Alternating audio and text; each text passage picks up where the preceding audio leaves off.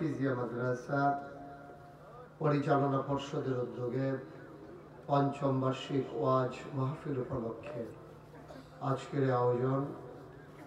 সূর্য যখন মাথার উপরে এসে গেছে, রৌদ্রোজ্জ্বল দিন যখন কুয়াশার চাদর কেটে দিয়েছে, দূর দূরান্ত থেকে আসার জন্য আমাদের যখন সহজ হয়ে গেছে, আজকে 21 জানুয়ারি রোজ মঙ্গলবার, যিনি এই সময়ে আমাদেরকে আসার বসার কিছু কথা শোনার সুযোগ করে দিলেন, আর হৃদয়ের সবটুকু আবেগ, উচ্ছ্বাস, ভালোবাসা, আকতি কাকতি মিনতি জমা করে মাবুদের শিখানো কালেমা দিয়ে চিৎকার করে সবাই পড়ি আলহামদুলিল্লাহ।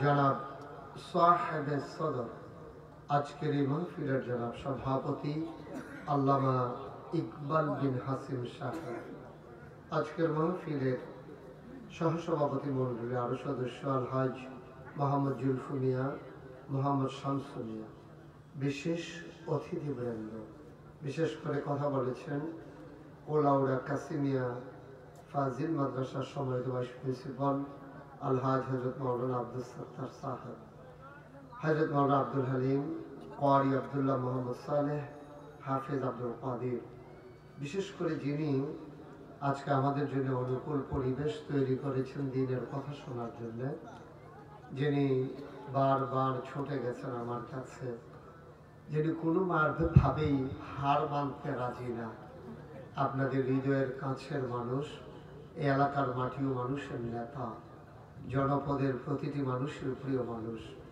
জনাব মোহাম্মদ আরিফুল ইসলাম জুয়েল, যিনি হার মানতে জানেন না, আল্লাহ যেন তাকে হার মানিয়ে না দেন, আল্লাহ যেন মাথা উঁচু করে এই সমাজের মানুষের খেদমত করার তৌফিক দান করেন। আমরা দোয়া করছি ভাইয়ের জন্য, আল্লাহ যেন কবুল করেন। উপস্থিত এই এলাকার বিভিন্ন মসজিদের ইমাম সাহেবান, ওলামায়ে কিরাম, মুরব্বিয়ানে আযম, কলিজার টুকরা যুবকেরা, পর্দার আড়ালের মা ও বোনেরা, সবার প্রতি আমার আবারও আন্তরিক শ্রদ্ধা সালাম। আসসালামু আলাইকুম ওয়া রাহমাতুল্লাহি ওয়া বারাকাতুহু। মহিলাদের জন্য কোনো প্যান্ডেল করা হয়নি না? বাড়ি ঘরে আছে, আলাদা করে জায়গা করা হয়নি না? আমার মায়েরা যারা, আমার বোনেরা মাঠের মাঝে যারা দাঁড়িয়ে আছেন, বাড়িতে যেহেতু মহিলাদের জন্য জায়গা করা হয়েছে, আপনাদেরকে ওখানে চলে যাওয়া লাগবে। মাঠের মাঝে সকল পুরুষের মাঝ দিয়ে হেঁটে যাওয়া, দাঁড়িয়ে থাকা মোটেও সুন্দর না, সবাই মিলে ওখানে চলে যাবেন। আল্লাহ যেন কবুল করে, সবাই পড়ি আমিন। আল্লাহ তাবারক ওয়া তাআলা আমাদের কিছু লোককে বসার এবং কিছু লোককে যে দাঁড়িয়ে থাকার তৌফিক দিয়েছেন না? আপনারা বসবেন না? সবাই বসে পড়ুন। একজন লোক দাঁড়িয়ে থাকার দরকার নেই, আপনার জন্য পেছনের লোকজন দেখতে পাচ্ছেন না তো? আপনারা যারা সামনের দিকে দাঁড়িয়ে আছেন, আপনাদের জন্য পেছনের লোকগুলো দেখতে পাচ্ছেন না। আর অত্যন্ত কষ্টকর বিষয়, এত দূর থেকে আসার পরে লোকজন যদি আমাকে না দেখে, চেয়ারগুলো পেছনে দিয়ে দিতে হবে। যারা চেয়ারে বসে আছেন, এটা এখন তো সমস্যা, এখন সবকিছু নাড়াচাড়া করতে গেলে এই লোকজনের নাড়াচাড়া করতে ওয়াজ শুদ্ধা লইরা যাবে না, আরেক সমস্যা। আমরা শুরু করি, আপনারা যদি প্রয়োজন মনে করেন বসে পড়েন, কারণ এত বিশাল জনসমুদ্র বসিয়ে দেওয়া আমার জন্য কষ্টকর, কারণ ইচ্ছে করলেই সমুদ্রকে বোতলের ভিতরে ভরা যায় না, বোতলের ভিতরে বোতলের প্রতি জায়গা হয়।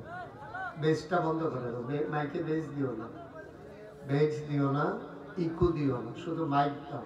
তোমার মাইক ভালো, কিন্তু বেজও দেবা না, ইকোও দেবা না, আর একটু সাউন্ডটা কমিয়ে দাও যেন আলাদা নয়েজটা যেন না হয়। সবাই পড়েন আলহামদুলিল্লাহ। সবাই পড়ছেন? এই হুজুরই তো পড়ে নাই, আপনারা এখন সবাই পড়ছেন। সে আপনার শব্দ, আমি তো হুজুর আনলামই, হুজুরের সুবহানাল্লাহ তো আমার সুবহানাল্লাহ, এলে হবে নাকি? সবাই পড়তে হবে। আমি তো কাউকে বাদ দিয়ে বলি নাই, সবাই পড়েন সুবহানাল্লাহ, বলেন আলহামদুলিল্লাহ, আল্লাহু আকবার। শুকরিয়া আদায় করলাম কার? করব কার? করে যাব কার? লস না লাভ? কম না বেশি? প্রমাণ আছে নাকি নাই? আমার আল্লাহ রাব্বুল আলামিন কোরআনুল কারীমে কত সুন্দর করে ওয়াজ করে দিলেন। আল্লাহ বলেন, লা ইন শাকারতুম লা আযীদান্নাকুম। ও দুনিয়ার মানুষ, নিয়ামত পেয়ে যদি শুকরিয়া আদায় করবে, যেই নিয়ামত পেয়ে শুকরিয়া আদায় করবে, শুকরিয়া আদায়ের কারণে ওই নিয়ামত আমার আল্লাহ আরো বহুত গুণে বাড়িয়ে দেবেন। বলেন সুবহানাল্লাহ। আমার আল্লাহ যা বলেন তা করেন নাকি করেন না? কম কম না বেশি বেশি? প্রমাণ আছে নাকি নাই? আমার আল্লাহ দুনিয়ার মানুষের মতো না। দুনিয়ার মানুষ বলে একটা, করে আরেকটা। দুনিয়ার মানুষ বিপদে পড়লে একরকম, বিপদ দূর হয়ে গেলে আরেক রকম। দুনিয়ার মানুষ নদী পার হওয়ার আগে একরকম, পার হয়ে গেলে আরেক রকম। পাশ করার পরে একরকম, পাশ করার আগে আরেক রকম, ঠিক কিনা? ক্ষমতা পাওয়ার আগে মানুষগুলো যত নরম থাকে, ক্ষমতা পাওয়ার পরে আর এত নরম থাকে না। ক্ষমতায় পাওয়ার আগে হাতে ধরে, পায়ে ধরে, এই কত জায়গায় যে ধরে, যত জায়গায় ধরা যায় আর কি, সব জায়গায় ধরে, জড়াইয়া ধরে, হাতে ধরে, পায়ে ধরে, যে কোনো ভাবে যেই মাত্র ক্ষমতা চলে যায়, পাশ করে ফেলে, তখন আর দেখা যায় যে যেই হাত দিয়া হাতে ধরে, পায়ে ধরে, এই হাত দিয়া জনগণের গলায় ধরে। ঠিক কিনা? এটাই হচ্ছে মানুষের স্বভাব। যেই লোকটা যা পারবে না ক্ষমতায় গেলে তাও দেখবেন, যা পারবে না তাও চিৎকার করে করে কয়। যেই লোকটা ওপেন হার্ট সার্জারি, শরীর ভালো না, দুইজনের ধৈর্য দাঁড় করানো লাগে, হ্যাঁ ও কয় খেলা হবে। এবারে তোমার কি শরীর ভালো আছে, তুমি কেমনে খেলবা? তুমি তো ধৈর্যই দুইজনে খাড়া করানো লাগে। তারপরে তোমার সুদ্ধা লইয়া মন সুদ্ধা পড়ে যায় কাফাকাফির কারণে। স্মার্ট বাংলাদেশ মানে দিকে নিজেই স্মার্ট হতে পারে না, ভেঙে পড়ে গেছে। এই লোকটা যদি কয় খেলা হবে, এটা কি সম্ভব? ওই অসম্ভব যে হচ্ছে এটা প্রমাণও আছে। খেলা যখন শুরু হয়েছে, ছেলেরা খেলতে নামছে, প্লেয়ার নাই, প্লেয়ার এখন ভাইগা গেছে, চলে গেছে। মুসলমান মন দিয়ে শুনো, আমার আল্লাহ রাব্বুল আলামিন তিনি যা বলেন তিনি তাই করে দেন। তিনি কখনো ওয়াদা খেলাফ করেন না। ওয়াদা খেলাফ করা আমার আল্লাহর জন্য স্বভাব পায় না। তিনি নিজেই নিজের ব্যাপারে ওয়াজ করে দিলেন। আল্লাহ বলেন, ইন্নাকা লা তুখলিফুল মিয়াদ। আমার আল্লাহ এমন আল্লাহ, তার যা মন চায় ওই কাজটাকে আমার আল্লাহ বেশি বেশি করে দেন। বলেন সুবহানাল্লাহ। বন্ধুরা আমার, ভাইরা আমার, বড় আদর করে আল্লাহ তাবারক ওয়া তাআলা আপনাকে, আমাকে, আমাদের সবাইকে মানুষ করে বানিয়েছেন। মানুষ করে বানানোর পরে আল্লাহ আপনাকে আমাকে এমনে এমনে ছেড়ে দেন নাই।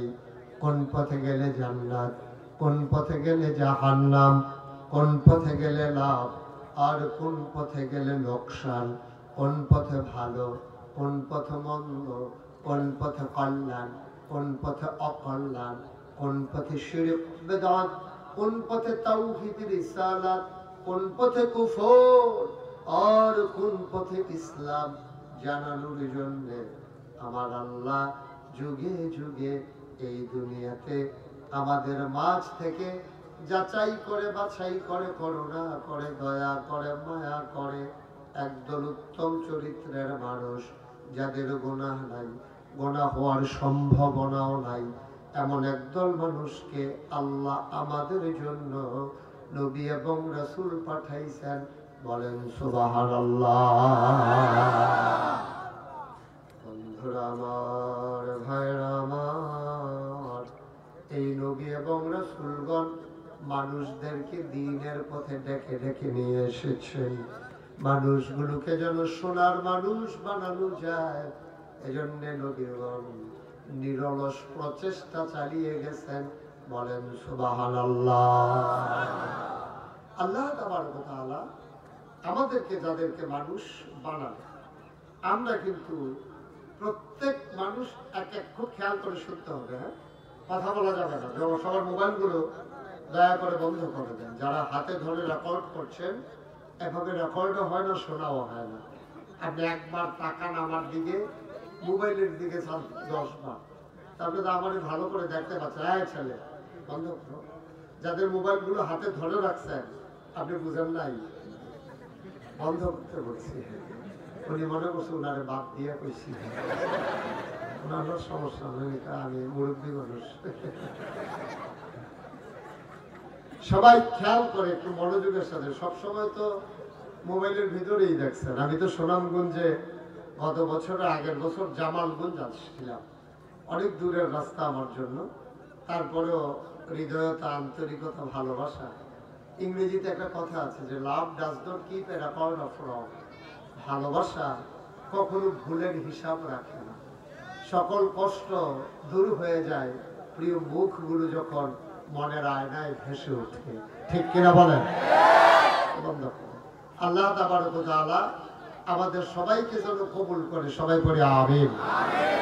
বন্ধুগণ, সারা বাংলাদেশে তো ওয়াজ হয়, একটা অনেক বক্তার কথাই শুনেন, আলাদা এক্সেপশনাল কিছু না, কিন্তু হৃদয়তা, ভালোবাসা, আন্তরিকতা, হৃদয়ের উষ্ণতার বিনিময়, এটার জন্যই ছুটে আসা। এই এলাকার যারা বক্তা আছেন, আলোচক আছেন, ওনারা দ্বীনের যে কথাগুলো বলেন, অনেকে আমার চেয়ে মূল্যবান কথাও বলেন, কিন্তু আপনারা ছুটে এসেছেন ভালোবাসার টানে। আমি দোয়া করছি আল্লাহ যেন এই ভালোবাসা কিয়ামতের ময়দানে আমাদের জন্য নাজাতের উসিলা বানিয়ে দেন। সবাই পড়ে আমিন। জোরে পড়ে আমিন। তাহলে আমাদেরকে ফান্ডামেন্টাল কিছু ডিসিশন নিতে হবে, মৌলিক কিছু সিদ্ধান্ত নিতে হবে, যেগুলো আমাদেরকে জান্নাতের পথে নিয়ে যাবে, জান্নাতের দোরগোড়ায় নিয়ে যাবে। আমরা যখন জান্নাতের গোড়ায় দাঁড়িয়ে যাব, জান্নাতের যারা হুর গালমান আছেন, ওনারা আমাদেরকে ফুলের মালা নিয়ে বরণ করে নেবে। দুনিয়াতে আপনাকে ফুলের মালা দিল, এটার কোনো দাম নাই। খবরে গিয়া ওয়াজ করবেন তো কি কথা বলতেছে? দুনিয়াতে আপনাকে দিল সবাই মিলে ফুলের মালা, দেখছেন না? এই মন্ত্রী আসবে, এমপি আসবে, রাস্তার দুই পাশে স্কুলের কোমলমতি বাচ্চাগুলোকে, মাদ্রাসার ছাত্রগুলোকে রোদের মাঝে দাঁড় করিয়ে রেখেছে ঘন্টার পর ঘন্টা, সবাইকে ফুলের মালা দেওয়া হলো। কিন্তু আখেরে দেখলেন কেমন হয়ে গেল, ফুলের মালার বদলে তাদের ভাগ্যে জুটে গেল জুতার মালা। ঠিক কিনা বলেন? এটাই বোঝা যায় জোর করে কোনো কিছু খাইয়ে দেয়া যায় না, যা আন্দাজ মতো কাজ করা লাগে। আপনাকে যদি কোথাও মেহমান হিসাবে দাওয়াত দেয়, এটা আপনি মনে রাখেন। আশা করি আপনাদের মনে আছে, তারপরে আবার মনে করাই দিচ্ছি। এটা মনে রাখেন, আপনাকে যদি আম এই যাওয়ার পরে সকালে নাস্তা দেয় আম আর চিড়া, এখন আপনি দেখবেন যে আপনি যে আমটা দিছে এটা আপনি ধইরা মুঠের ভিতরে আনতে পারবেন কিনা, হাতে কবজার ভিতরে আনতে পারবেন কিনা। আপনি যদি না আনতে পারেন তাহলে আপনি আমটাকে চিপতে পারবেন না। তাহলে আমটাকে চিপতে না পারলে আমের রস বের হবে না। এখন আম হইলে এত বড়, আপনার হাত হইলে এত ছোট। এখন এই ছোট্ট হাতে যদি বড় আম ধরতে যান, তাহলে এটা একবার এদিকে চলে যাবে, আরেকবার ওইদিকে চলে যাবে, যেটা আমার বাংলাদেশে হয়েছে। বাংলাদেশের মানুষগুলো 56,000 বর্গ মাইলের টেকনাফ থেকে তেতুলিয়া, রূপসা থেকে পাথুরিয়া, যারা এই ক্ষমতার আসনে আসীন হয়, তারা বাংলাদেশের মানুষের পালস বুঝতে পারে না, সেন্টিমেন্ট বুঝতে পারে না। তাদের হাতের চাইতে বড় আম তারা পাঞ্জার ভিতরে নিতে চায়। ঠিক কিনা বলেন? নিতে চাওয়ার কারণে রেজাল্ট কি হয়? এটা আর সিপা হয়ে ওঠে না, খাওয়াও আর যায় না। এটা আমাদের লোকজনের মনে থাকে না, কিন্তু মনে ছিল একজনের কথা, যেটা মনে পড়ছে বলে ফেলবো নাকি? বুঝেই নাই না? দেখি এখানে কুমিল্লার কারা কারা আছেন দেখি।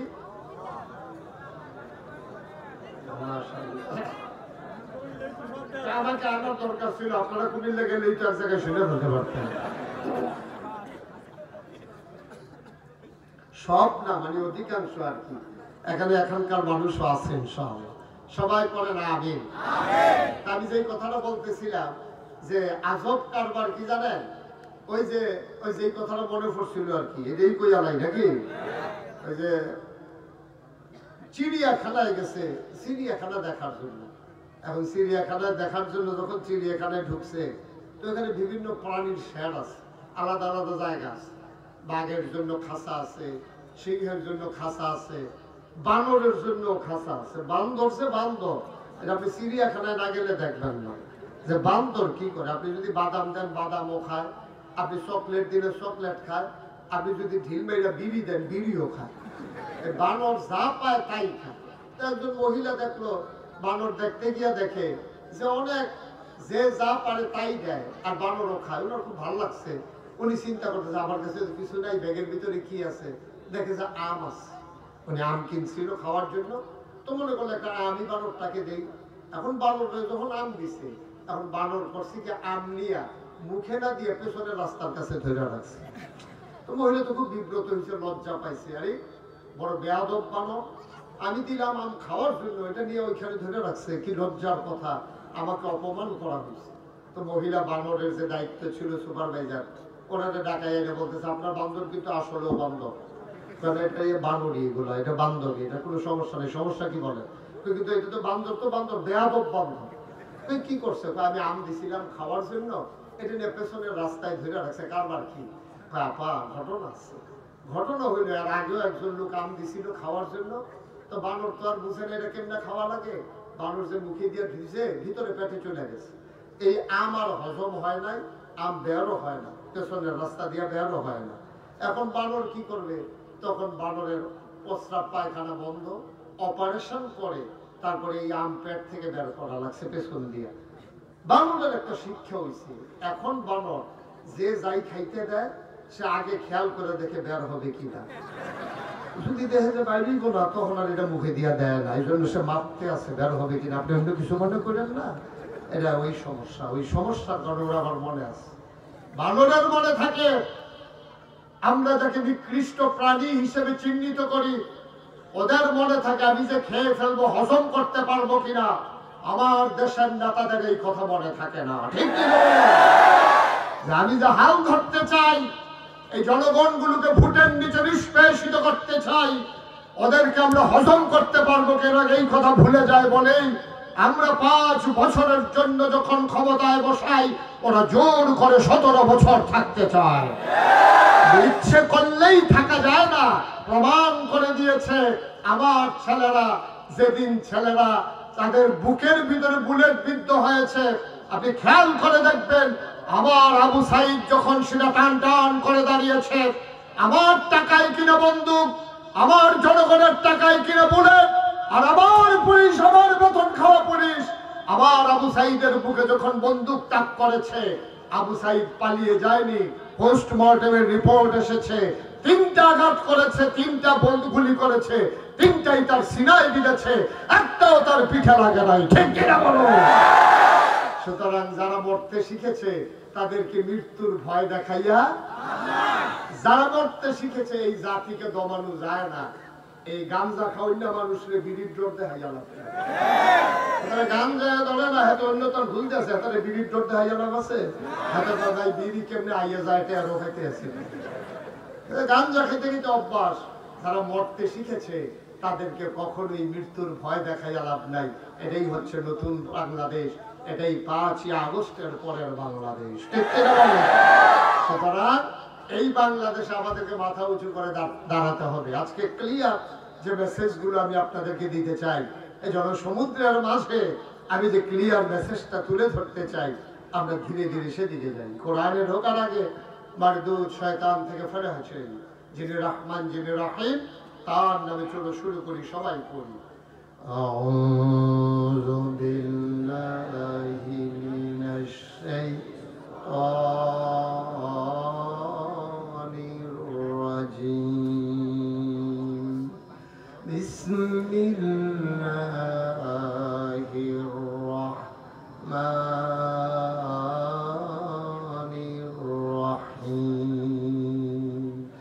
বিতাড়িত শয়তান থেকে সাহায্য চাই আল্লাহর কাছে। শুরু করছি রহমান এবং রাহিম যিনি, তার বন্ধুরা আমার, ভাইরা আমার, আমার আল্লাহ রাব্বুল আলামিন এই দুনিয়ার ভিতরে মানুষ করে পাঠানোর পরে আমার আল্লাহ তাবারক ওয়া তাআলা এমনে এমনে আমাদেরকে ছেড়ে দেন নাই।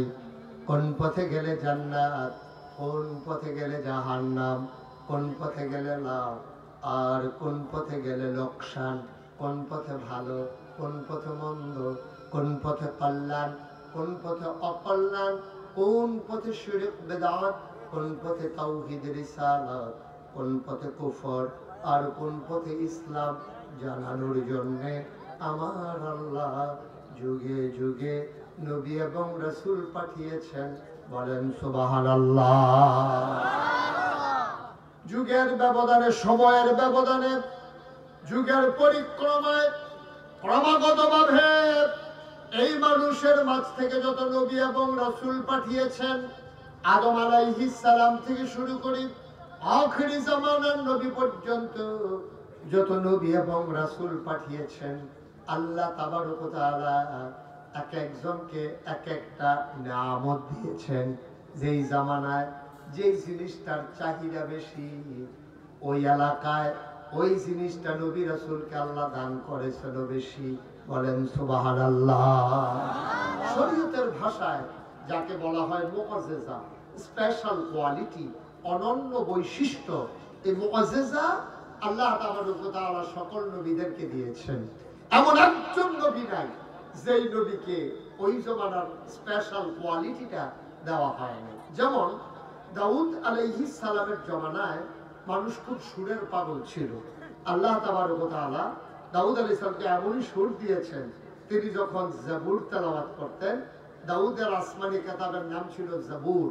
এই দাউদ আলাইহিস সালাম কোন মসজিদে বসে যখন জাবুর তেলাওয়াত করতেন, এলাকার মানুষগুলো তাকিয়ে দেখতো ওই মসজিদের উপরে অনেকগুলো পাখি ডানা মেলে দাঁড়িয়ে আছে। অবাক বিস্ময়ে সবাই তাকিয়ে দেখতো কারবারটা কি। ভিতরে গিয়ে দেখতো দাউদ আলাইহিস সালাম জাবুর তেলাওয়াত করছেন, আর পাখিগুলো তার তেলাওয়াত শোনার জন্য মসজিদের উপরে জমা হয়ে গেছে। সুবহানাল্লাহ বলবেন না? দাউদ আলাইহিস সালাম কোন সমুদ্রের কিনারে যখন জাবুর তেলাওয়াত করতেন, সমুদ্রের মাছগুলো গভীর সমুদ্র থেকে ভাসতে ভাসতে সমুদ্রের কিনারে চলে আসতেন, বেলাভূমিতে ঘাড় কাত করে শুয়ে পড়তেন। দাউদ জাবুর তেলাওয়াত করতেন আর সমুদ্রের মাছেরা প্রাণ ভরে তার তেলাওয়াত শুনতেন। এক একজন নবীকে এক একটা স্পেশাল কোয়ালিটি। মুসা আলাইহিস সালামের সব জমানায় জাদুর প্রভাব ছিল খুব বেশি। এলাকার মানুষগুলো জাদু দেখতে চাইতো, জাদু দেখাতে চাইতো, জাদুর প্রতি তাদের প্রভাব ছিল খুব বেশি। এই জন্য আল্লাহ তাবারক ওয়া তাআলা মুসা আলাইহিস সালামের হাতে এমন একটা সুন্দর লাঠি দিয়েছিলেন। এই লাঠিটাই আল্লাহ তাবারক ওয়া তাআলা বিভিন্ন সময় বিভিন্ন আকৃতি দান করেছেন। তাফসীরে এসেছে এই লাঠিটা তিনি যেভাবে ব্যবহার করতে চাইতেন, লাঠিটা এইভাবেই ব্যবহার হতো। ছড়ি, হাতের একটা ছড়ি ছিল, এটাকে দিয়া উনি কোরআন শরীফে যেভাবে বর্ণনা এসেছে, গাছের পাতা, ছাগলের পাতা উনি পাড়তে চাইতেন। তো ছাগলের পাতা লাঠি দিয়া কটুক নাগাল পাওয়া যায়, একটু পরে তো পাতা শেষ, লাঠি তো আর উপরের দিকে যায় না। কিন্তু মুসা আলাইহিস সালামের লাঠির এই বৈশিষ্ট্য ছিল, পাতা যত উপরে, লাঠি আস্তে করে উপরের দিকে যাইতো। সুবহানাল্লাহ বলতেন না? এই লাঠি আস্তে আস্তে লম্বা হইতো। এই লাঠি নিয়ে যদি তখন রাতের বেলা অন্ধকারে হাঁটতেন, টর্চ লাইটের মতো যদি লাঠিটা ধরতেন, তাইলে 5 ব্যাটারি টর্চ লাইট যেভাবে আলো দিত, মুসার লাঠির মাথা দিয়া এইভাবে টর্চের মতো আলো বের হতো। সুবহানাল্লাহ বলবেন না? আপনাদের এলাকার জন্য এই লাঠিটা খুব বেশি দরকার ছিল বর্ষাকালে, কিন্তু এটা তো পাওয়া যাবে না। মুসা নবী যখন রাস্তায় হাঁটতেন, সামনে খাল পড়ে গেলে বিসমিল্লাহ বলে লাঠিটাকে ঢিল মেরে ফেলে দিতেন, এটা একটা সাঁকু হয়ে যেত, উনি পার হইয়া হাতে করে আবার নিয়ে আসতেন। সুবহানাল্লাহ। এই লাঠিটার বিভিন্ন প্রকারের ব্যবহার ছিল মুসা আলাইহিস সালামের এই লাঠির। তিনি ঠেস দিয়ে দাঁড়াতেন, এই অস্ত্র হিসাবে ব্যবহার করতেন, টর্চ হিসাবে ব্যবহার করতেন। এটা লম্বা হতো, এটা খাটো হতো, প্রয়োজনের সময় এটা বিশাল আকৃতি ধারণ করেছে। ফেরাউন যখন তাকে চ্যালেঞ্জ করেছিল, ওপেন চ্যালেঞ্জ, তখন মুসা আলাইহিস সালাম তাদের সামনে, জাদুঘরদের সামনে যখন কিং কর্তব্য বিমূঢ় হয়ে গেলেন, হতবিহবল হয়ে গেলেন, ওরা সামনে আইনা অনেক জাদুর সাপ যখন তৈরি করলো, মুসা আলাইহিস সালাম তার হাতের সাপটা যখন ছেড়ে দিলেন, তখন আস্তে করে লম্বা এমন একটা সাপ হয়ে গেল।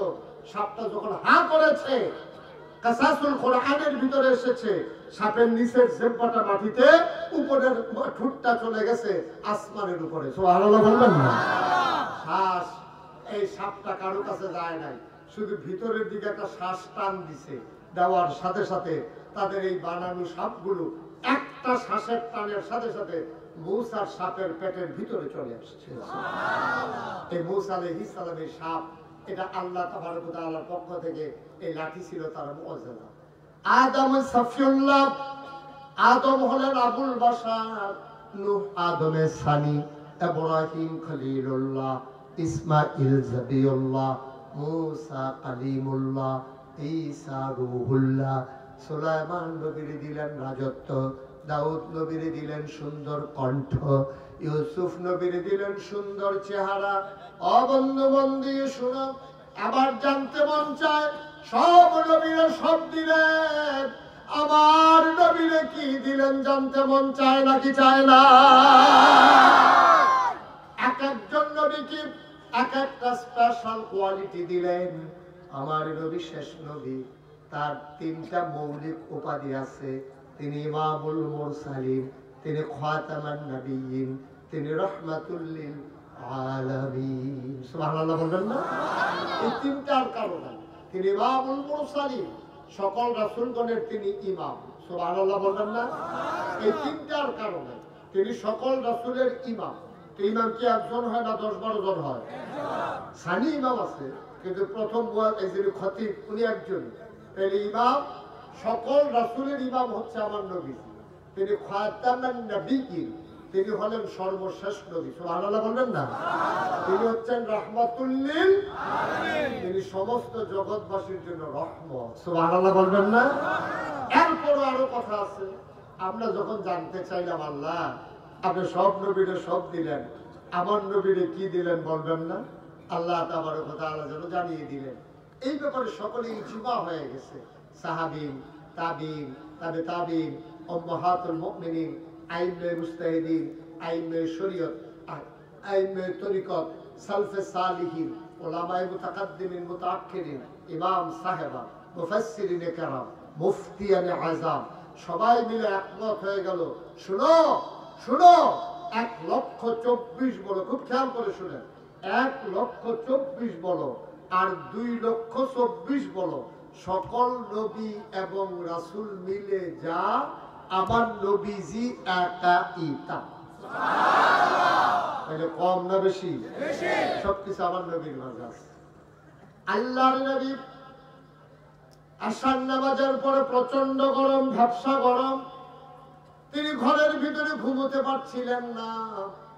তিনি তার আদরের স্ত্রী, আমাদের ছোট আম্মা, নাম হইল আয়েশা রাদিয়াল্লাহু তাআলা আনহা। 6 বছর বয়সে বিয়ে হয়েছে, 9 বছরের বয়সে সংসার শুরু হয়েছে। 18 বছর বয়সে আমাদের আম্মা, ছোট আম্মা স্বামীহারা হয়ে গেছেন, অর্থাৎ তিনি বিধবা হয়ে গেলেন। মাত্র 9 বছর আমাদের আম্মা সংসার করেছেন। এই আম্মা জান আয়েশা রাদিয়াল্লাহু তাআলা আনহার ঘরে ঢুকলেন নবী, বললেন, আয়েশা প্রচন্ড গরম, ঘুমানোর সুযোগ নাই, বাড়ির আঙিনায় খেজুর গাছের নিচে একটু পাটি বিছাও। খেজুর পাতার পাটি বিছানো হলো। নবী বললেন, আরাম ফরমাইতে চাই। আম্মা জান আয়েশা আসন পেতে বসলেন, কুলির ভিতরে আমার নবী মাথা রাখলেন। আমার আম্মা জান আয়েশা আস্তে করে কপাল টিপে দেয়, চুলের ভিতরে আস্তে করে বিলি কেটে দেয়, আঙ্গুল দিয়ে আদর করে দেয়। আমার নবী আনন্দে চোখ বন্ধ করে ফেললেন। আম্মা জান আয়েশা ডাক দেয়া কয়, ইয়া রাসূলুল্লাহ, ইয়া হাবিবাল্লাহ, কথা জানতে মন চায়। কয়, বলো কি কথা জানতে চাও? কয়, নবী গো, আপনি তো নবী, ইউসুফ তো নবী। কয়, শুনলাম ইউসুফ নাকি খুব সুন্দর। কয়, অবশ্যই সুন্দর। কয়, আপনিও তো সুন্দর। কয়, ঠিকই আছে।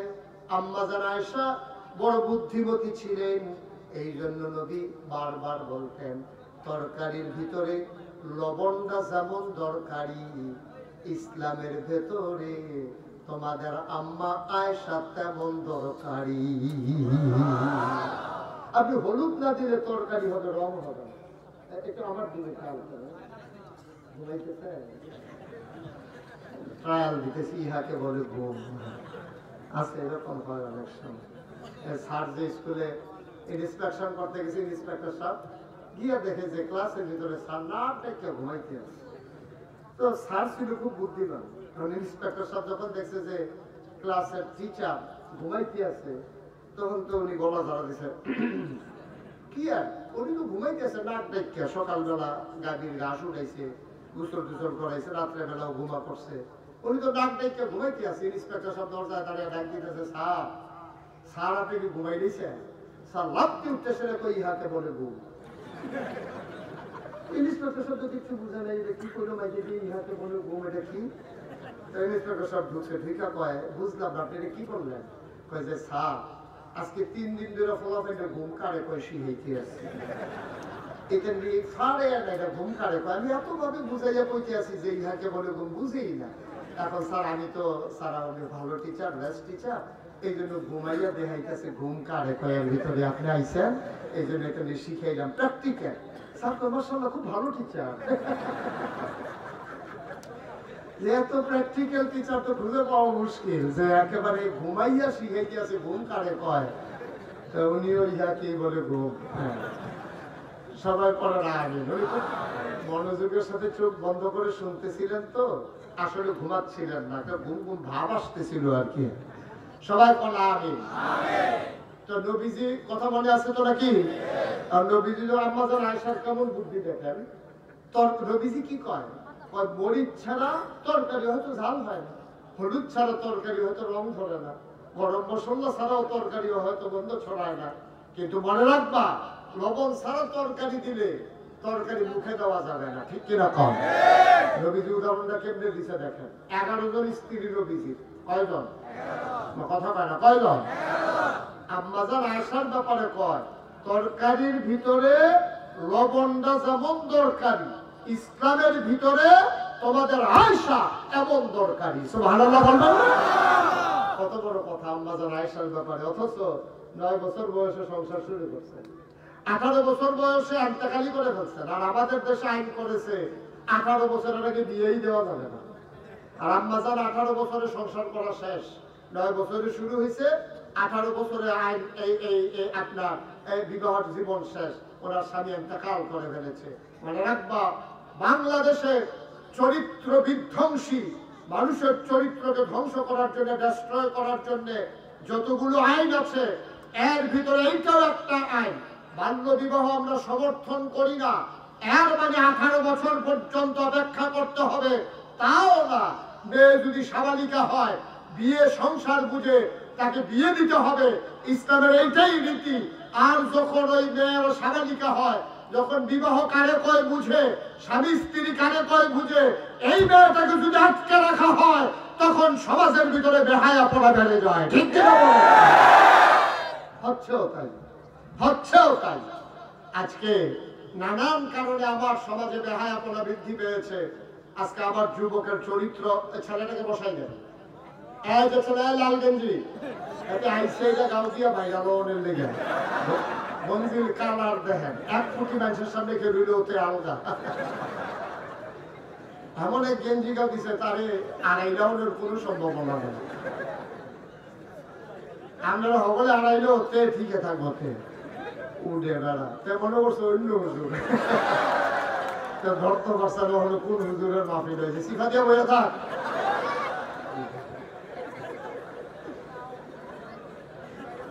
আমিন কর, জোরে কর। আম্মা জান আয়েশার বুদ্ধি কি কম না বেশি? কথা পায় না, বুদ্ধি কি কম না বেশি? অনেক সবার চাইতে বেশি, সব আম্মাদের চাইতে বুদ্ধি বেশি। এখন নবীজির আম্মা জান আয়েশা দেখেন কেমনে কায়দা করে কথা বার করতেছে, বুদ্ধি যে কত দেখেন। বলতেছি ইয়া রাসূলুল্লাহ, আপনি তো আমার স্বামী। কত এই ইউসুফও সুন্দর, আপনিও সুন্দর, ইউসুফও নবী, আপনিও নবী, তো এক রকমই তো হয়ে গেল। আপনারা বলি ইমামুল মুরসালিন, আপনারা খাতামুন নবীন, আপনারা রাহমাতাল লিল আলামিন, তো কই ইউসুফও নবী, আপনিও নবী, ইউসুফও সুন্দর, আপনিও সুন্দর, তো হুবহু এক রকম, তো 2 রকম হইল কেমনে? নবীজি মনে মনে কয়, আয়সা কথা ব্যাগ করতেছেন। নবীজি তো বুঝেন, কারণ নবীদেরকে বুদ্ধি দেন কে? আল্লাহ। কথা বলে বুদ্ধি দেন কে? আল্লাহ। সব নবীদেরকে বুদ্ধি দেয় আল্লাহ। যখন ইব্রাহিম আলাইহিস সালামের জমানায় যখন নমরুদ যখন খোদাই দাবি করছে, গোটা পৃথিবীর মানুষ কিন্তু সাজদা দিছে নমরুদে, কিন্তু একমাত্র একা একজন দেন নাই। তিনি কে? আমার কথা বলে কি নাম? ইব্রাহিম আলাইহিস সালাম আমাদের আব্বা। আমাদের কি হয়? জাতির পিতা। এটা তো বইয়ের কথা কইছেন, মুখটা বড় করে আগ করে গলাটা জাড়া দিয়া শরীরটা লাড়া দিয়া ইব্রাহিম আমদার কি হয়? আব্বার আব্বার একটা শরম করে আজাকাত পূজাকাত গিয়া পারো বলা মাঝারো গিয়ে দুপুরে লইয়া পড়ে গিয়া আজে বাজে কাউরে আব্বা ডাকা যাবে না। যার মন চায় তার আব্বারে তে আব্বারা হোক। গোটা জাতির আব্বা কোনো মানুষ হতে পারে না, ঠিক কিনা বলো? গোটা জাতির আব্বা হচ্ছে ইব্রাহিম আলাইহিস সালাম, ঠিক কিনা বলো?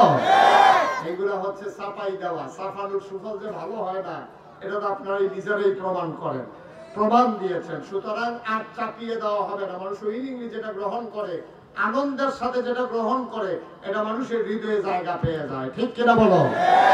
আমাদের জাতির পিতার কি নাম? সবাই মুখস্থ করে নিতে হবে, জাতির পিতার কি নাম?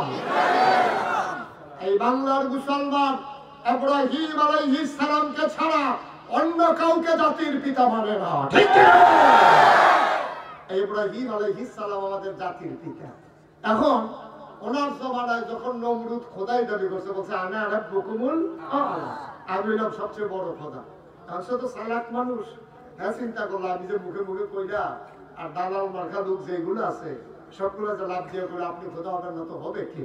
সবাই মিল্লা নমরুদরেই খোদা দাবি মানে নিছে।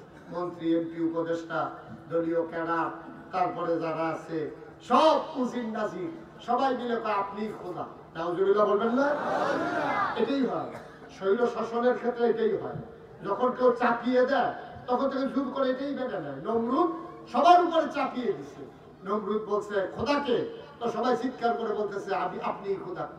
কারণ নমরুদ জানে তাকে অস্বীকার করলে জীবন নিয়ে বাড়ি পর্যন্ত যাওয়া যাবে না। এই কাজ যখন করছে যে আপনি খোদা, তো ওকে ফাইন, তোমরা তো খোদা যখন মাইনা বিষয়টা কাজ করো, তাহলে আমার সাজদা দাও। নাউজুবিল্লাহ কোন কেন মাজারে সাজদা দিতেন পড়েন, আর এবারও তো খোদাই দাবি করিয়ে সাজদা চাইছে, সমস্যা কি? আমার দেশের মানুষ মাজারে সাজদা দেয় নাকি দেয় না? পীরের পায়ে সাজদা দেয় নাকি দেয় না? আপনাদের এই এলাকায় বোধহয় সব নাই।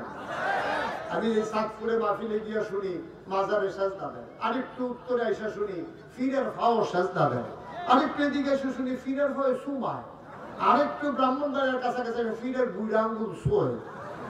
সিটাগান দিয়েছি গেলাম, ভাই তোমাদের কি অবস্থা? হুজুর ফিরের গোসল করা, সেই গোসলের পানি মুড়িদরা বোতল বইটা বাইক নিয়ে খায়। খাদাস কারে কয় চিন্তা করে।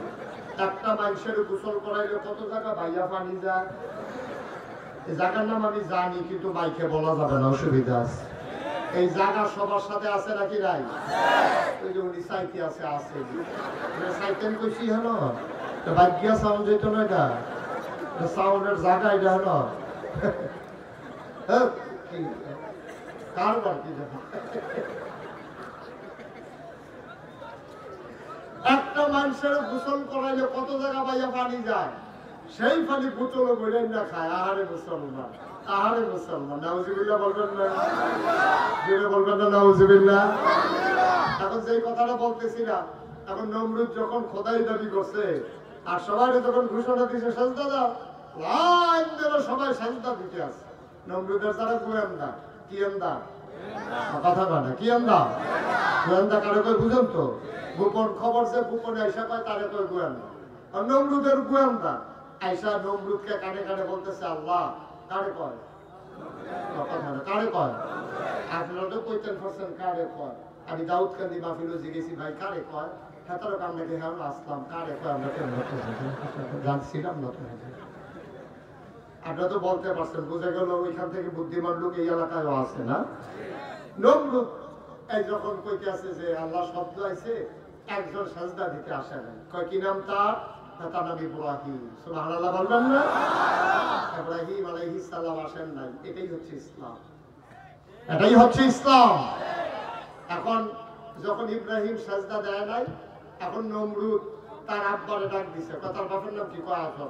আসরকে আজর, তোমার ছেলে কই? কোন ছেলে? ইব্রাহিম আছে তো মাঠে। কয়টা খবর নিছি মাঠে নাই, আমার সাজদা দেওয়া লাগবে, এই জন্য তোমার ছেলে মাঠে আসে নাই। খবর নাও কই আছে। তারপর এই আজর আমাদের দাদা হয়। আজর আমাদের কি হয়? আরে বাবার আব্বা কি হয়? তারপর আব্বা তো ভালো, দাদা ড্রাইভার সিটার করছে, বাটফারের হেডকোয়ার্টার। বাপটা ছিল ভালোই, এই দাদারাই পড়ছে জঘন্য খারাপ। আজর দৌড়ে বাড়িতে গিয়া দেখে আমাদের আব্বা কি নাম? ইব্রাহিম আলাইহিস সালাম কাঁথা মুড়ি দিয়া নাক ডাইকা ঘুমাইতে আছে, সবাই সাজদা দেয়, আব্বা নিশ্চিন্তে ঘুমায়। ইমানদার যারা, তাদেরকে কোনো প্যারেশানি, তাদেরকে প্যারেশানির ভিতরে নেয় না। তারা ইসলামের অতন্ত্র প্রহরী যারা, তারা মনে করে আল্লাহ যেমন করে রাখে তেমনই আলহামদুলিল্লাহ। এই জন্য এই বাংলাদেশে আমরা অধুনা দেখতে পেলাম ফাঁসির হুকুম হয়ে গেছে, সময় নির্ধারণ হয়ে গেছে। জিজ্ঞেস করলেন কখন ফাঁসি হবে আমার? আর মাত্র 3 ঘন্টা বাকি, তারপরে আপনার ফাঁসি হবে। আমার ইসলামী আন্দোলনের নেতা তিনি বুক উঁচিয়ে বললেন, মৃদু কণ্ঠে বললেন, 3 ঘন্টা আর কি করবো, শরীরটা খারাপ লাগে, একটু ঘুমাই নেই। সুবহানাল্লাহ বলবেন না? আপনি কি কল্পনা করতে পারেন একটা মানুষের 3 ঘন্টা পরে ফাঁসি, আর উনি বলতেছেন একটু ঘুমাই নেই? এটা গল্প না, মুখরোচক কোনো ইতিহাস না, বানানো মজার কথা না। ঠিক ঠিক তিনি 3 ঘন্টার ভিতরে 2 ঘন্টা ঘুমিয়ে তারপরে উঠে অজু করে গোসল করে নফল নামাজ পড়ে তারপরে তিনি ফাঁসির কাস্টের দিকে এগিয়ে গেছেন। এটাই হচ্ছে ইসলাম। ঠিক কিনা বলেন? চারটিখানি কথা মনে করেছেন? 3 ঘন্টা পরে ফাঁসি, 3 ঘন্টা পরে ফাঁসি, তারপরে লোকটা ঘুমায়। আর আমরা তারা শুনছে যে ছাত্ররা আগার যাওয়া ইয়ে করছে, হেলিকপ্টার ওইটা দিছে দৌড়। কত সাহসী! পালাই না, পালাই না, পালাই না, একটার পরে আর খুঁজে পাওয়া গেল না। ঠিক কিনা বলেন? কথা একরকম, কাজ আর একরকম। এগুলো আমরা চিনি সব, এগুলো আমাদের দেখা হয়ে গেছে। ইসলামী আন্দোলনের নেতারা নিজেদেরকে যখন দ্বীনের জন্য সঁপে দেয়, তখন তাদের জন্য কিছু আর কিছু তাদের সামনে বাধা হয়ে দাঁড়ায় না। কারণ এই পথে যে চলতে শিখেছে সে জেনে গেছে এই পথ ফুল বিছানো নয়, এই পথ কণ্টকাকীর্ণ, এ পথ কাটা বিছানো। এ পথে চলতে গেলে পা রক্তাক্ত হবে, পিচ জলপথ রক্তে রঞ্জিত হবে। এই পথের যারা অনুসারী, তাদের রক্ত দিয়ে ঝিরাম নদীর পানি স্বচ্ছ স্ফটিকের মতো পানি রক্তে রঞ্জিত হবে। আরাকানের মুসলমানের রক্তে নাফ নদীর পানি রক্তে রঞ্জিত হবে। ফিলিস্তিনের মুসলমানের রক্তে দুদু মরুভূমি লাল হয়ে যাবে। এ পথে চলতে গেলে মামলা হবে, হামলা হবে, জেল জুলুম নির্যাতন হবে, ফৌজের জীবন দেওয়া যাবে, ইমান দেওয়া যাবে না। রাজ্য চোখে তো হাত তুলে দেখা।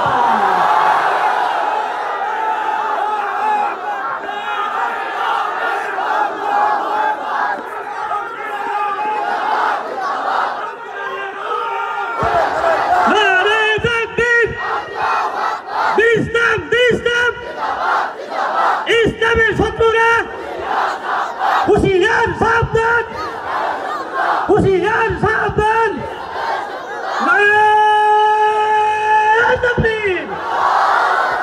সবাই বলেন আমিন।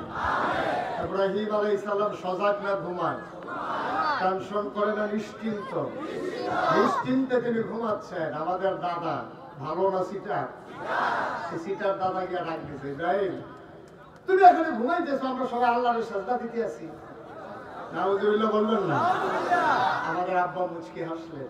তিনি তার বাবাকে ডেকে বললেন, বাবা আমিও তো যেতে চাইছিলাম, আমিও তো যেতে চাইছিলাম। তো ওই ইব্রাহিম আলাইহিস সালাম বুদ্ধি করে 1000 বছর আগে যে জবাবটা দিয়েছেন, আমরা সুনামগঞ্জের মানুষ কখনো যদি বিপদে পড়ে যায় যেন এই বুদ্ধিটা কাজে লাগাইতে পারি, এই জন্য আল্লাহ কোরআনুল কারীমে ইব্রাহিমের জবাবটাকে কোট করে দিয়েছেন। সুবহানাল্লাহ বলবেন?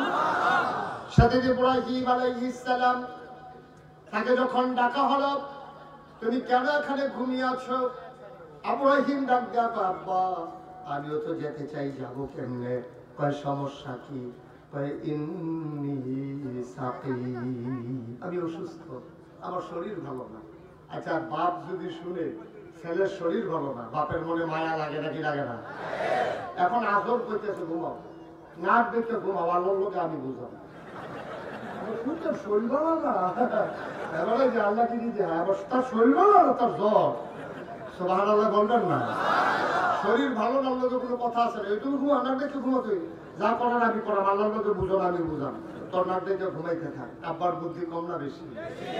দেখছেন কি সাংঘাতিক বুদ্ধি আপনার। কিছুদিন পরে নমরুদের যারা গোয়েন্দা তারা গিয়ে বলতেছে, আল্লাহ কারে না কয়? আল্লাহ খবর পাইছি ওই ইব্রাহিমের বাড়ির পাশে আমাদের একজনের বাড়ি আছে, উনি খবর পাইছে শরীর ভালো আছে, আপনার সাজদা দেওয়া লাগবে, দেখে থেকে কাঁথা গিয়ে ঘুমাই দিচ্ছে জ্বর তুলি। আসলে তার এই শরীর ভালো ছিল, সে অসুস্থ ছিল না, সে আমাদেরকে ধোকা দিচ্ছে। তাই না? কি কথা কত যাও তুমি পুলিশ নিয়ে এসো।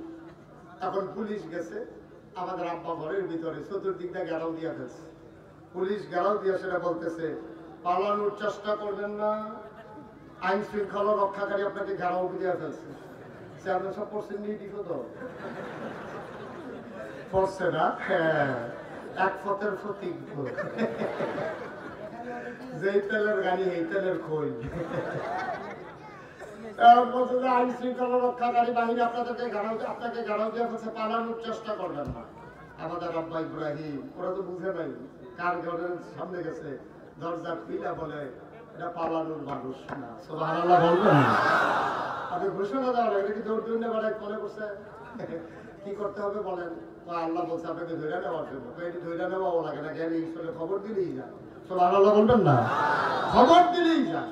ইব্রাহিম আলাইহিস সালাম একেবারে সাথে সাথে হাঁটতেছে, পিছন দিয়ে সিপাই হইয়া বলতে আছে, আসাইডারে বলতে আছে আর কি, থানার ওসিরে বলতে আছে, স্যার হ্যান্ডকাপ হ্যান্ডকাপ এমনি যাইতে আছে, তোর হ্যান্ডকাপের কি দরকার? যখন ইব্রাহিম আলাইহিস সালাম গিয়ে ঢুকছে নমরুদের দরবারে, নমরুদ ডাক দেখা, এই তোমার নাম ইব্রাহিম? কই জি আমার নাম ইব্রাহিম। তো শুনলাম তুমি নাকি আমার আল্লাহ মানো না। কই কে কয়? কই যে সবাই কয়। আমাদের আব্বা মুস্কি হাসি দিয়ে কয়, সবাই যখন কয় এত মানুষ মিল্লা মিথ্যা কোনো সত্যিই কয়। তাইলে কি তুমি আমার আল্লাহ মানো না? এটা তো শুনবে নাকি, ভালো লাগতেছে নাকি শুনতে পারবা? আমি যে মানি না এটা সবাই কয়, এটাই সত্য, আমি আপনাকে আল্লাহ মানি। নমরুদ আবার ডাক দিয়ে নিয়ে কাছে বসাইছে, বসাইয়া বলতেছে, ইব্রাহিম আমার বড় শখ ছিল তোরে আমার একটা আল্লাহ হইতাম, হইছি, কিন্তু অ্যাকসেপ্ট হইতাম পারি না তোর লেগে। তুই একটা বাধা দাঁড়া, তুই আমি মাইনালে তোর আব্বাই তো মানে, তোর আম্মাও মানে, তোর চাচা যারা সবাই মানে, শুধু তুই মাইনা গেলে আমি একসেটই আল্লাহ হয়ে যাই, তোর কোনো সমস্যা আছে? আমাদের আব্বা মুস্কি হাসি দিয়া কয়, নমরুদ আমারও মন চাইছিল আপনার আল্লাহ মাইনা ফালা, কত না করছে কি, ওই চিন্তা করে দেখলাম আপনি মরবেননি। কি কয়? আপনি মরবেননি। এই কথা কইছে বলে নমরুদ চুপ করে গেছে, মনে মনে চিন্তা করতেছে, তেজি জিগেল মরামনি, এত মানুষের সামনে একটা না একটা কিছু কোয়া তো লাগবে। এই মন্ত্রী উপদেষ্টা সব বৈশা রয়েছে, সবার সামনে জিগেছে আপনি মরবেন না। সে চুপ করে বসে থেকে চিন্তা করছে, কি মরলে ভালো হয় না থাকলে ভালো হয়, ঠিকই তবে তো পারতেছি না, কি মরলে ভালো হবে না থাকলে ভালো হয়, এটা বুঝ করতে পারতেছি না, ঘটনা কি? কতক্ষণ পরে চিন্তা করে দেখলো কেউ তো আমার মাইনকা সিফা থালাই দিছে, আমি কি মরলাম না পাঁচ মুকুন্ডা কমু। শেষ পর্যন্ত নমরুদ চিন্তা করে থাক, মানুষের ভিতরে আল্লাহ বাঁচতে আর কদিন, মরা তো লাগবেই, সত্যটাই কই। এখন নমরুদ বলতেছে, ইব্রাহিম তুমি যে জিজ্ঞেস করছো আমি মরবো কিনা, তো মানুষের ভিতরে আল্লাহ হয়েছি বুঝো না, সবসময় কি আর থাকা যাবে, মরা তো লাগেই। ইব্রাহিম আলাইহিস সালাম এই তো, এই জন্য তো আপনার আল্লাহ মানা যায় না, যেহেতু আপনি নিজেই বলছেন আপনি মরে যাবেন, মনে করেন আমার বাড়িতে বড় বিপদ, আমার আল্লাহর খুব দরকার, এর ভিতরে দৌড়ে আপনি ডাকে দেখলাম আপনি মরিয়া সিদ্ধি হয়েছেন, তাহলে আল্লাহ কামু কই? তো যেই আল্লাহ নিজেই কই মরে যাবে, তারে অন্য কেউ আল্লাহ মানুক, আমি আল্লাহ মানতে পারি। কি বুদ্ধি আপনার দেখছেন? এই বুদ্ধি আমরা এই বাংলাদেশের ফলাফাইলেও পাইছি। আর এই বুদ্ধির খুশিও যাইতে আমি বাইরে আসি না, ওটা তো কবে কয়বার ভিতরে যাওয়ার লাগলো, এটার কোনো খবর নেই। ফিডা ভিডিও হয়েছে বেটা সিলেট শহরে, আসামি করে বসে সোনামগঞ্জ বাগান বাড়িতে, ঠিক কিনা? এই কারবার হয়েছে নাকি হয় নাই? মারামারি হয়েছে সিলেট, আর আসামি পড়ছে দুয়ারা বাজার, কারবার কি?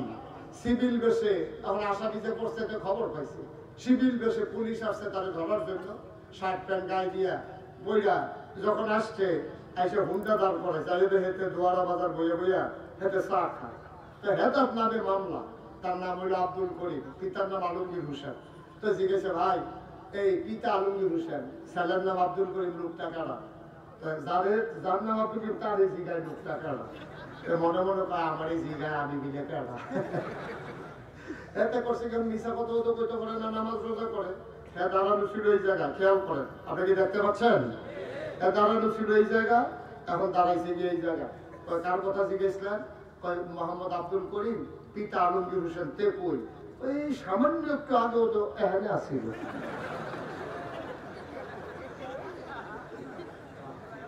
সুবহানাল্লাহ বলবেন না? ছিল না, এখানে ছিল না। এখন কই বলার দরকার নেই, সামান্য একটু আগে যে এখানে আসিল এটা তো সত্য। এই বুদ্ধি পাইছে আব্বার থেকে, জেনেটিক। আব্বার থেকে বুদ্ধি পাওয়ার কারণে আমরা কিছু মানুষ বাইরে ছিলাম, নাহলে আমরা ওই সুদ্ধা। আমার মনে হয় এর চাইতে ভালো ছিল বাংলাদেশটা যদি একটা জেলখানা ঘোষণা করে দেওয়া হতো, ঠিক কিনা কম? মন দিয়ে শোনো মুসলমান, আমার আল্লাহ রাব্বুল আলামিন আবার এই মানুষগুলোকে যখন পাঠাইলেন, মানুষগুলো কোন পথে গেলে জান্নাতে যাবে, কোন পথে গেলে জাহান্নামে যাবে জানানোর জন্য আল্লাহ মহামূল্যবান তিনটা জিনিস মানুষকে দিয়েছেন। এক নাম্বার হইল আকল, দুই নাম্বার হইল নবীজি, তিন নাম্বার হইল কোরআনুল কারীম। বলো সুবহানাল্লাহ। আকল সাংঘাতিক। আয় ছেলেটা বসাই যান, এই যে ট্রাকসার, এই কোনের লেগে যাইতো না, এই কোনের লেগে আর উনি বুদ্ধি করে বাচ্চা লই আইছে। এখন যদি জিগাই জান কে লেগে দেবো, বাচ্চা কামবে। কত বুদ্ধি বাংলাদেশের মেসেজ যে হইছে। মারহাবা কন, জোরে কন মারহাবা।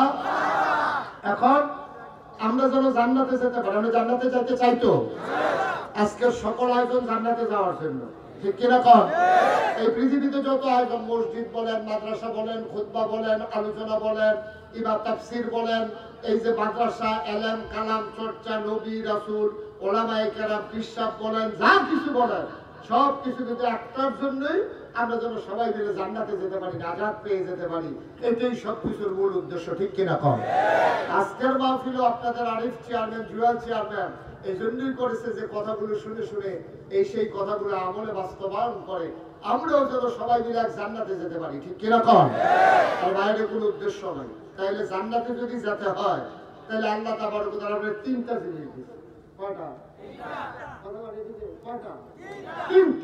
তিনটা জিনিস দিয়েছে আল্লাহ। এক নম্বর হলো আকল, বুঝ, বিবেচনা, ভালো মন্দ বুঝার ক্ষমতা। এটা গরুরে দেয় নাই, ছাগলরে দেয় নাই, জন্তু জানোয়ারকে দেয় নাই, ফেরেশতাকেও দেয় নাই। এটা দিছে শুধু মানুষকে। এই মানুষগুলো বুদ্ধি খাটাইয়া খাটাইয়া, এই আকল খাটাইয়া খাটাইয়া চলতে পারে, এই জন্য আকল দিছে মানুষকে। আকল দেওয়ার পরে যারা আকলকে কাজে লাগাইছে তাদের ব্যাপারে কোরআনে আয়াত নাজিল হয়েছে, রাদিয়াল্লাহু আনহু ওয়া রাদু আনহু। তাদের ব্যাপারে আল্লাহ খুশি, আল্লাহর ব্যাপারে তারা খুশি। আবার যারা আকলকে কাজে লাগায় নাই তাদের ব্যাপারে কোরআন শরীফে আয়াত নাজিল হয়েছে, ওয়ালাহুম কুলুবুন লা ইয়াফকাহুনা বিহা ওয়ালাহুম আয়ুনুন লা ইউবসিরুনা বিহা ওয়ালাহুম আযানুন লা ইয়াসমাউনা বিহা উলাইকা কাল আনআম বাল হুম আদাল। আল্লাহ কয় শুনো, দুনিয়ার ভিতরে একদল মানুষ আছে, মন আছে বুঝে না, চোখ আছে দেখে না, কান আছে শুনে না। আমরা বলি আল্লাহ এটা আবার কেমন মানুষ? আমি কি বলছি মানুষ? উলাইকা কাল আনআম, ওরা হলো চতুষ্পদ জানোয়ারের মতো। আমরা বলি আল্লাহ সে কি জানোয়ার? এটা বাল হুম আদাল, এটা জানোয়ারের চাইতে আরো খারাপ, ঠিক কিনা বলেন? বাংলাদেশে এই যারা জানোয়ারের চাইতে খারাপ এইরকম মানুষ আছে নাকি নাই? আবু বকরের বংশধর যেমন আমরা আছি, ওমরের বংশধর যেমন আমরা আছি, আবু জেহেল আবু লাহাবের বংশধর একদল আছে নাকি নাই?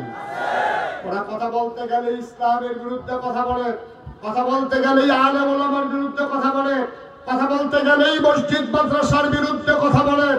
আপনারা খেয়াল করে শুনেছেন কিনা, ঢাকা ইউনিভার্সিটির এক প্রফেসর এক সেমিনারের ভিতরে বলেছে, এখন না, আপনি আবার যদি এখনকে তালাশ করেন তারে পাইবেন না, সেটা নাই আউট। এই কয়দিন আগে আর কি, সময় কথা কয় তো, সে এক ইউনিভার্সিটির ভিতরে সেমিনারের ভিতরে বলছে যারা পর্দা করে, খুব খেয়াল করেন, যারা বোরকা পরে পর্দা করে, হাজাব লাগায়, নাকাব করে। এই যে আব্দুল সাত্তার ভাই, ওনার মেয়ে মনে করেন মেধাবী, সে ভালো গোল্ডেন জিপিএ পেল। এখন এই জিপিএ 5 পাওয়ার কারণে চিন্তা করছে আমার মেয়েটাকে ঢাকা ইউনিভার্সিটিতে পড়াবো। সে কি কয় শুনছেন? ওই প্রফেসর বলতেছে যেই সব মেয়েরা পর্দা করে, বুরকা পরে, তারা ঢাকা ইউনিভার্সিটিতে পড়ার দরকার নাই, তারা কোনো একটা মহিলা মাদ্রাসায় ভর্তি হয়ে যাবে। কথাটা কি আপনারা মানেন? এই ঢাকা ইউনিভার্সিটি হয়েছে কি কাফেরের টাকা না মুসলমানের টাকা? যেই জায়গায় ঢাকা ইউনিভার্সিটি হয়েছে এই জায়গা কি কাফেরের না মুসলমানের? যেই জায়গায় ইউনিভার্সিটি মুসলমানের, যেই টাকা ইউনিভার্সিটি সেই টাকা মুসলমানের। এখনো সেই ওবিসি থেকে শুরু করে, বিসি থেকে শুরু করে চতুর্থ শ্রেণীর কর্মচারী পর্যন্ত বেতন হয় আমার আপনার টাকায়। ঠিক কিনা বলেন? আমাদের টাকার বেতন খাইয়া, মুসলমানের টাকায় মুসলমানের জায়গায় ইউনিভার্সিটি বানাইয়া তুমি বলো যে যারা পর্দা করে টাকার ইউনিভার্সিটিতে পড়ার দরকার নাই। তুমি বাংলাদেশের মুসলমান ছিল নাই, যেই দেশে শতকরা 92 জন লোক মুসলমান, যেই দেশে হক্কানি পীর বসায় কালে বলবারা নেংটির বদলে লুঙ্গি পরা শিখিয়েছে, হরেরামের জায়গায় কলমা পড়তে শিখিয়েছে, শ্রীর জায়গায় মোহাম্মদ লিখতে শিখিয়েছে, টিকির বদলে টুপি পড়তে শিখিয়েছে। আশার নামাজের পরে যে দেশের মুসলমান দুরূদ পড়তে পড়তে ঘুমোতে যায়, ফজরের আজান শুনলে আবার যাদের ঘুম ভাঙে, যেই দেশ আলেম ওলামার দেশ, যেই দেশ মসজিদ মাদ্রাসার দেশ, সেই দেশে ঢাকা ইউনিভার্সিটির প্রফেসর ডেকে ডেকে কয় যারা পর্দা করে তারা ঢাকা ইউনিভার্সিটিতে আসার দরকার নাই। আমি বলেছি তুমি বাংলাদেশ বুঝো নাই, তুমি বাংলাদেশ চেনো নাই, তুমি পরিস্থিতি তুমি মুঠো আন্দাজ করতে পারো নাই। এই দেশ মুসলমানের দেশ, এই দেশ শাহজালালের দেশ, শাহপুরানের দেশ, এই দেশ খানজাহান আলীর দেশ, তিতুমিরের দেশ। এই দেশে তুমি পর্দার বিরুদ্ধে কথা বলো। আমি বলেছি ঢাকার রাজধানীতে শীততাপ নিয়ন্ত্রিত কক্ষে বসে পুলিশ পাহারায় ইসলামের বিরোধিতা করা সহজ, অন্য সুনামগঞ্জের জমিনে এসে বলো পিঠার চামড়া নিয়ে ঢাকা যাওয়া যাবে না।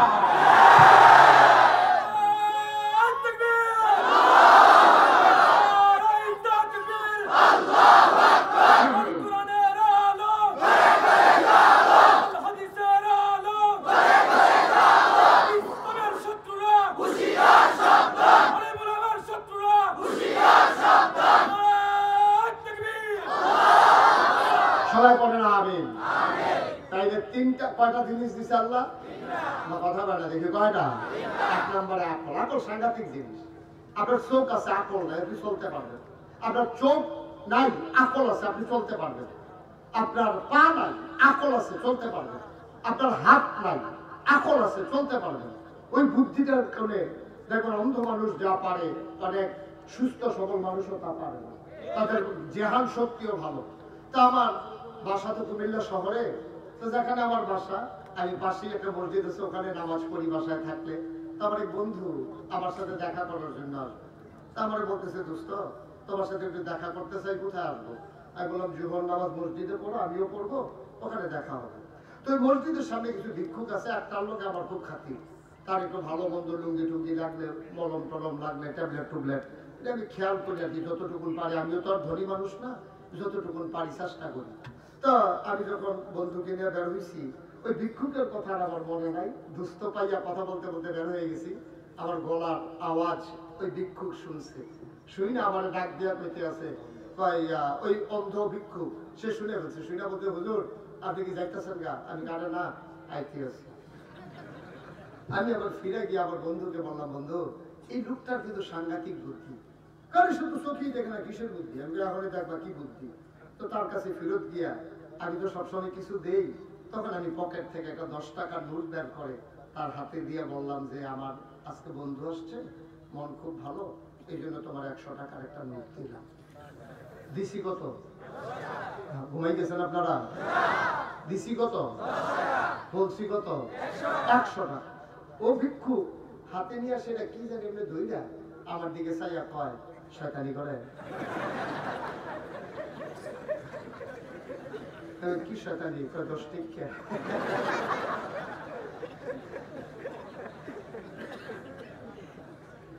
আমার চোখে পানি চলে আসছে। আমি বন্ধুকে বললাম, বন্ধু এই মানুষটা 40 বছর হয়েছে বিয়ে করেছে, সামনে দিয়ে স্ত্রী হেঁটে গেলে চিনতে পারে না, কথা না বললে। জন্ম দিয়েছে সন্তান, জন্ম কথা না বললে সন্তান চিনতে পারে না, স্ত্রী চিনে না, বাচ্চা চিনে না। কিন্তু আল্লাহ তার এমন আকল দিছে, ধরেই বুঝে ফেলছে 10 টাকা না 100 টাকা, ঠিক কিনা? আকল মানুষ, আকল থাকার পরে যখন আপনি কাজে লাগাবেন না, কিয়ামতের ময়দানে বিচার হবে সেই আকলে। তোমার আমি ব্যাকল বানাই নাই, তোমার আমি নির্ভূত বানাই নাই। এই আকল খাটাইয়া খাটাইয়া কেমনে জমিন কিনা লাগবে শিখছো, কেমনে ছেলে বিদেশ পাঠানো লাগে শিখছো, কেমনে আরো টাকা বাড়ানো যায় শিখছো, কেমনে বুটের বাক্স লইয়া দৌড় দেওয়ার লাগে এটাও শিখছো, একবার ক্ষমতার গেলে কেমনে 17 বছর থাকার লাগে এটাও শিখছো, ঠিক কিনা কও? কিন্তু আমি আল্লাহ চিনলাম না, আমার নবীরে চিনলাম না, এই জন্য আকলের বড় দাম, ঠিক কিনা কও? তাহলে 1 নাম্বার মেসেজ হলো, আমরা ব্যক্তি জীবনে, সমাজ জীবনে, রাষ্ট্রীয় জীবনে, অর্থনৈতিক জীবনে, ইন্টারন্যাশনাল রিলেশনে, সকল জায়গায় আমরা কাজে লাগাবো আমাদের আকলকে। সবাই পড়ে না আমিন? আমার বিবেককে আমরা কাজে লাগাবো, এটাকে বলে ফিতরাত, নেচারে। আপনি জন্মগতভাবে যে আল্লাহ দিয়েছেন, আপনাকে দান করেছেন, আপনি বুঝেন কোনটা ভালো কোনটা মন্দ, আল্লাহ আপনাকে বুঝার ক্ষমতা দিছে, এইটাকে কাজে লাগানো, এটাই হচ্ছে মনুষ্যত্ব। তাইলে আমরা সবাই পশু হয়ে যেতাম, ঠিক কিনা কর? তাহলে 1 নম্বরে আকল, 2 নম্বরে কোরআনুল কারীম। এই ব্যাপারে কথা বলার কিছু নেই। যালিকাল কিতাবু লা রাইবা ফি হুদাল লিল মুত্তাকিন, এই সেই কোরআন যার ভিতরে সন্দেহ নাই। কোরআন যারা মেনে চলবে তাদের জন্য কোরআন হচ্ছে হেদায়েত, দিক নির্দেশনা। 3 নম্বরে নবী মুহাম্মদুর রাসূলুল্লাহ সাল্লাল্লাহু আলাইহি ওয়াসাল্লাম। আবার আপনাদের এলাকায় কি গরু খায়? বা কতটা গরু খান আপনারা? ছাগল খান? কুকুর খান? কেন কুকুর খান না কেন? ছাগল খান, কুকুর খান না। ছাগল খাইতে হলে কুকুর খাওয়া যাবে না, জানিয়ে দিয়েছেন নবীজি। এই নবী যদি না আসতো, আপনি ছাগল যেমনি খাইতেন, কুকুরও ঠিক সেমনি খাইতেন, ঠিক কিরকম? এই জন্যই যারা নবীরে মানে না, তারা শুকর খায়, তারা কুকুর খায়, তারা সাপ খায়, তাদের কাছে হালাল হারাম নেই, কারণ তারা ইসলাম মানে না, নবী মানে না। তাহলে আমাদের জন্য কত বড় নিয়ামত আমাদের নবীজি দেখেন। এই নবীজির কারণে আমরা ছাগল খাইলাম, কুকুর খাইলাম না, গরু খাইলাম, শুকর খাইলাম না, ঠিক কিরকম? এই নবীজির ব্যাপারে এখন আমাদের জানতে হবে যে আল্লাহ আপনি যে নবী পাঠাইলেন, কি হিসাবে পাঠাইলেন? আল্লাহ আমার ব্যাপারে তোমাদের ধারণা কি? আমরা বলে দিলাম, আমরা তো আগেই বলে দিয়েছি, আলহামদুলিল্লাহি রাব্বিল আলামিন। আপনি হচ্ছেন সেই আল্লাহ, সমস্ত জগৎ সমূহের যিনি রব, আর সমস্ত প্রশংসা আপনার। এবার আল্লাহ কি কয় শুনেন। আল্লাহ ডাক দেয়া কয়, বান্দারে, অসুনামগঞ্জের মানুষ, মন দিয়ে শুনো, আমি আল্লাহর ব্যাপারে তোমাদের ধারণা, আমি হইলাম রব্বুল আলামিন। এবার আমার নবীর ব্যাপারে ধারণা নিয়ে যাও।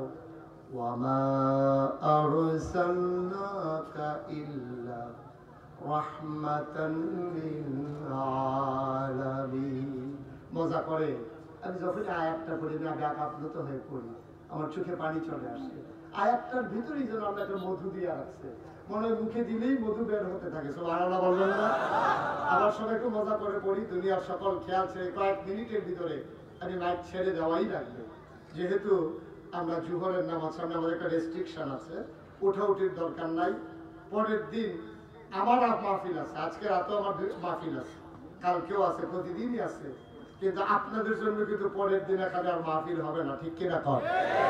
সুতরাং চলে গেলে আমার কোনো লস নাই। আমি যেখানে এটা একটু বাড়াইয়া পড়লাম, এটা নইলে অন্য জায়গায় গিয়ে ফুসাইলাম, অসুবিধা কি? কিন্তু আপনারা কিন্তু মাহফিল পাচ্ছেন না, এটা বুঝ করে চললেন। সবাই কোনা আমিন।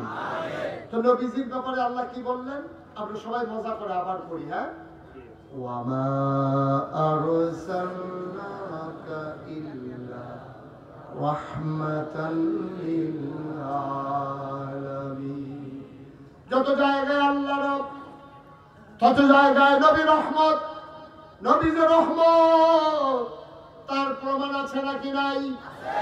মুসলমান, মন দিয়ে শোনো আমার শেষের দিকের মেসেজ, গভীর মনোযোগ। খরগোশের মতো কান খাড়া করে, মাছের মতো নিষ্পলক নয়নে কথা শুনতে হবে।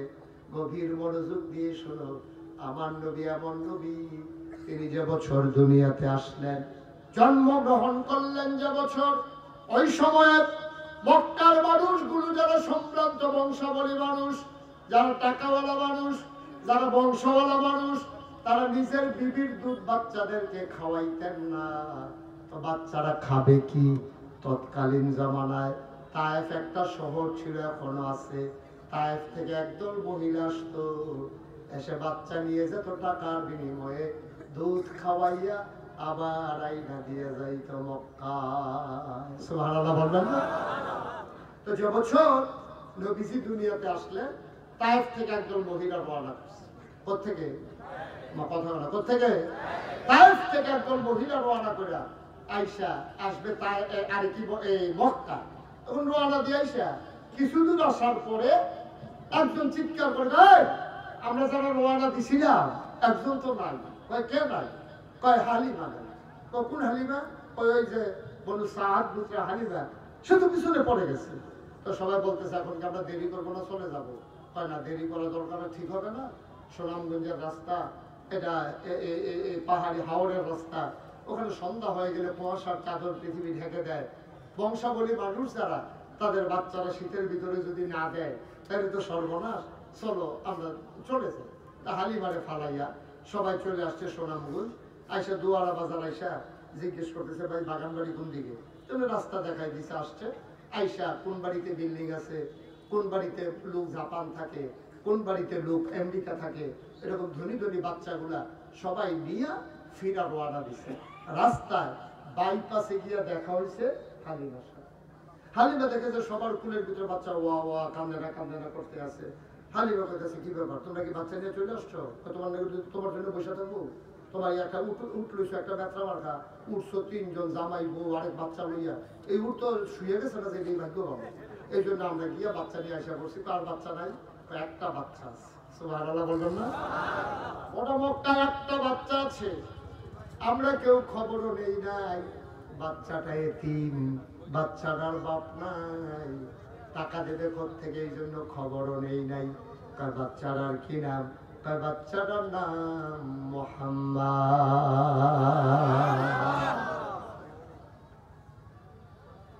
হালিমার স্বামীর মনটা ছিল নরম।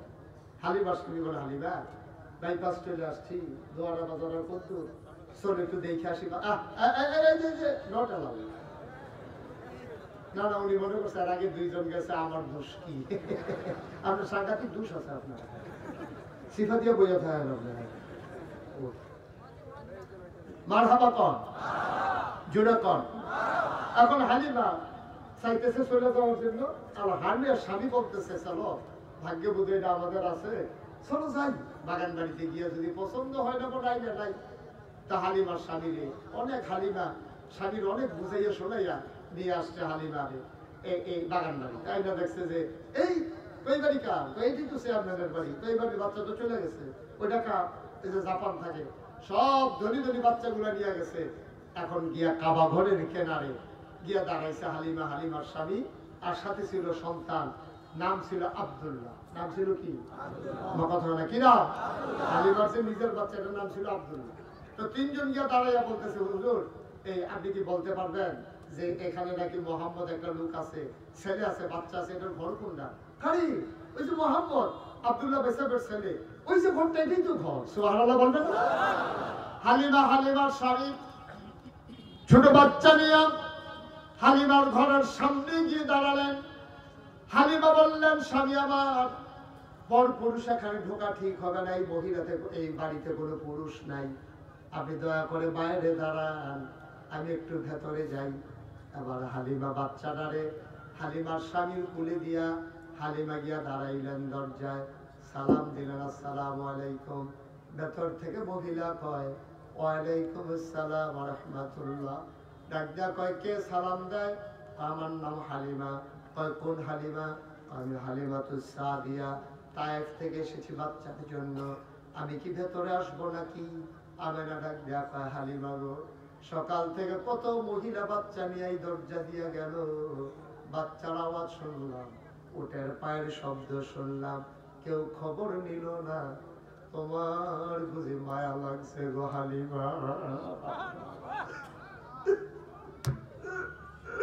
কত মানুষ বাচ্চা নিয়ে গেল, কেউ খবর নিল না। এই পড়ন্ত বিকেলে তোমার বুঝি মায়া। আহলান সাহলান মারহাবা, মোস্ট ওয়েলকাম, আমার ঘরে তোমার স্বাগত। হালিমা ঘরের ভিতরে ঢুকলেন। হালিমা কয়, আমি ঘরের ভিতরে ঢুকে দেখি আমেনা বিছানার উপরে আসন পেতে বসে আছেন, কোলের ভিতরে ছোট্ট একটা বাচ্চা, আর এইরকম একটা সাদা রুমাল দিয়া বাচ্চার মুখটা এমন করে ঢাকা। সুবহানাল্লাহ বলবেন না?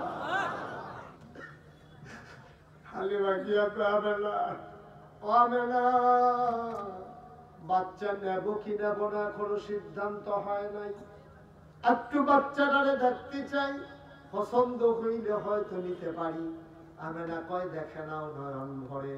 হালিমা কয়, দেখবো কেমনে, রুমাল দিয়ে মুখ ঢেকে রাখলে। টান দিয়ে মুখের পর্দা সরিয়ে দিলেন। হালিমা কয়, জীবনে আমি অনেক বাচ্চা দেখেছি, খোদার কসম মানুষের বাচ্চা এত সুন্দর হইতে পারে আমার জানা ছিল না।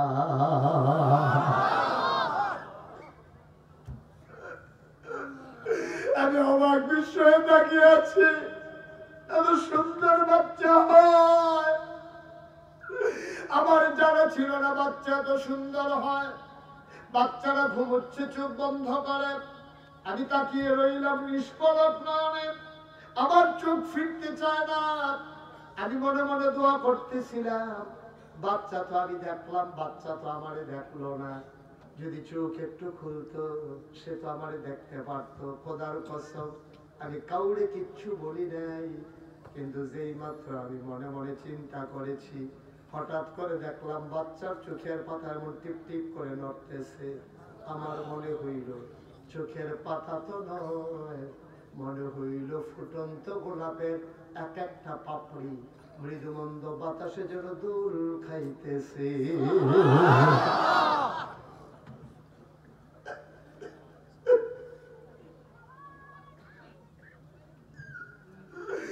মনে হইল যেন দোল খাইতেছে পাপড়ি গুলো।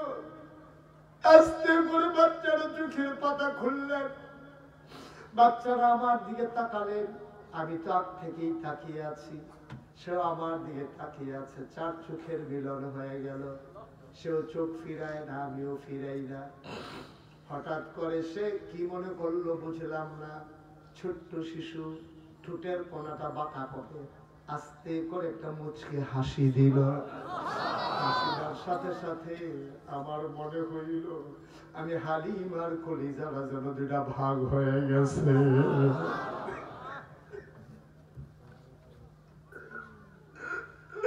আমি দৌড় দিয়ে ঘরের বাইরে গেলাম। আমি গিয়ে বললাম, ও স্বামী, আপনি বাধা দেবেন না, এই বাচ্চা ফলাই আমি গেলে বাঁচব না, আমি মরে যাব, এই বাচ্চা আমার দেওয়াই লাগবে, এই বাচ্চা ফেলে গেলে আমি বাঁচব না গো স্বামী, আপনি দয়া করে অনুমতি দেন। স্বামী ডাক দেয়া, হালিমা মন চাইলে নিয়ে নাও। হালিমা ঘরের ভিতরে ঢুকে বললেন, আমেনা, আমেনা, ও আমেনা, পারলে টাকা দিও, না পারলে নাই, পারলে টাকা দিও, না পারলে নাই, দয়া করে বাচ্চাটা খুলে দাও। আমেনা ডাক দেয়া, হালিমা, বাচ্চা নেবা তার আগে কথা আছে, এই বাচ্চা কিন্তু বড় আজব বাচ্চা, এটা কিন্তু কোনো নরমাল বাচ্চা না। কয়, বুঝলাম না। 10 মাস 10 দিন এই বাচ্চাটা পেটে ছিল।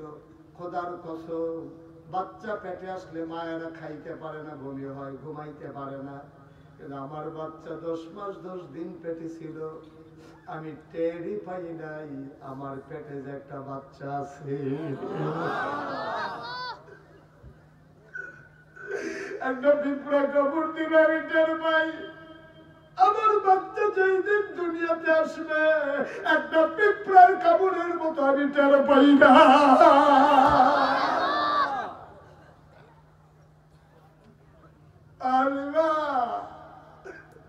হালিমা জন্মের আগেই বাচ্চা তার বাপ হারাই ফেলছে। বাচ্চা দেখতে পারে নাই বাবার মুখ, বাবা দেখতে পারে নাই বাচ্চার মুখ। আমার বড় দুঃখ গো হালিমা, আমার মনে বড় কষ্ট। আমি এই ছোট্ট শিশু নিয়ে একা একা আছে, আমি তার মা, আমি তার বাবা। ও হালিমা, বাচ্চা নিতে চাও? এই বাচ্চা বড় আজব বাচ্চা, খাইতে দিলেও খায় না, খাইতে দিলেও ঘুমাই থেকে নাগালি করে না, দিনে খায় না খাইলে নাই। কোনদিন আমার বাচ্চা কাঁদে না, ঘুম পাড়াই দিলে নড়ে না। এটা বড় আজব বাচ্চা হালিমা, তুমি নিজ বুদ্ধি করে সময় সময় দুধ খাওয়ানো লাগবে। ও কেন কান্নাকাটি করে খাবে না হালিমা। 3 দিন যদিও রাখো তারপরেও খাবে না গো হালিমা। হালিমা কয় দেন দেন, এই বাচ্চা আমার কাছে আমারও, আমি তাকে রক্ষা করব জীবন দিয়ে হলেও। হালিমা বা আমেনা আবার ডাক দেয়া কয়, শোনো, আমার মনে বাচ্চাটার একটা দুঃখ আছে, তাহলে আমি একটা কাগজের ফুলও কিনে দিতে পারি নাই। আমার সুন্দর বাচ্চা, আমার কলিজার টুকরা, আমি তার একটা খেলনা কিনা দিতে পারি নাই, আমি আদর করে কিচ্ছু দিতে পারি নাই। আমার স্বামী নাই, কে বাজারে যাবে, কে খেলনা কিনে দেবে? এই বাচ্চাটার ভাগ্য তুই খারাপ, তারে কিচ্ছু কিনে দেওয়া গেল না গো হালিমা। তারে বড় আদর যত্ন করে রেখো।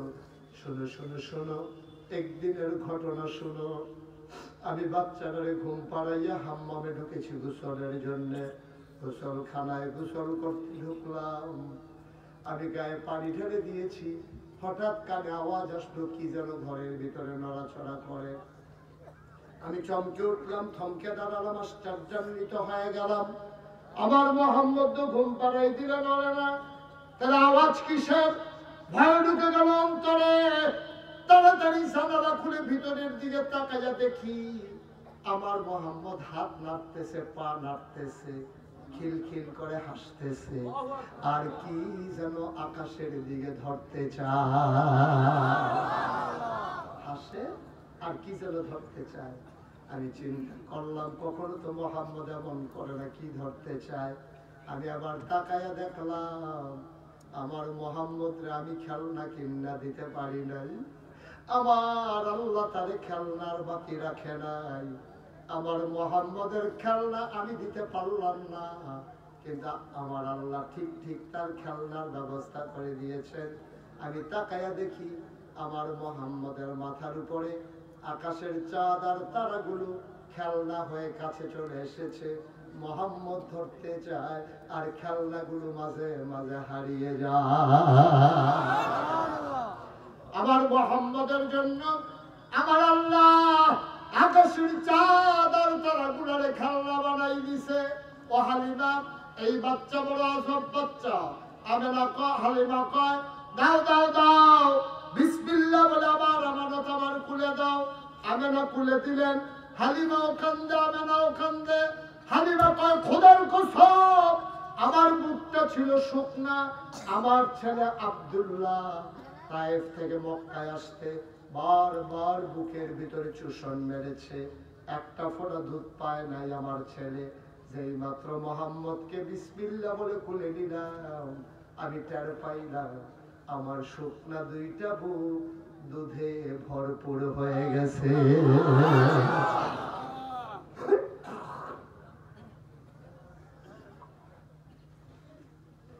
দুধে ভরপুর হয়ে গেছে। আমি তাড়াতাড়ি মোহাম্মদকে এক বুকে লাগালাম। মহিলাদের অভ্যাস, এক বুকের দুধ খাওয়াইয়া তারপরে আবার আরেক বুকে লাগায়। আর খোদার কসম, আমি মোহাম্মদকে এক বুকে লাগাইয়া দুধ খাওয়াইলাম। পরের বুকে যখন লাগাইলাম, মোহাম্মদ আর হা করে না।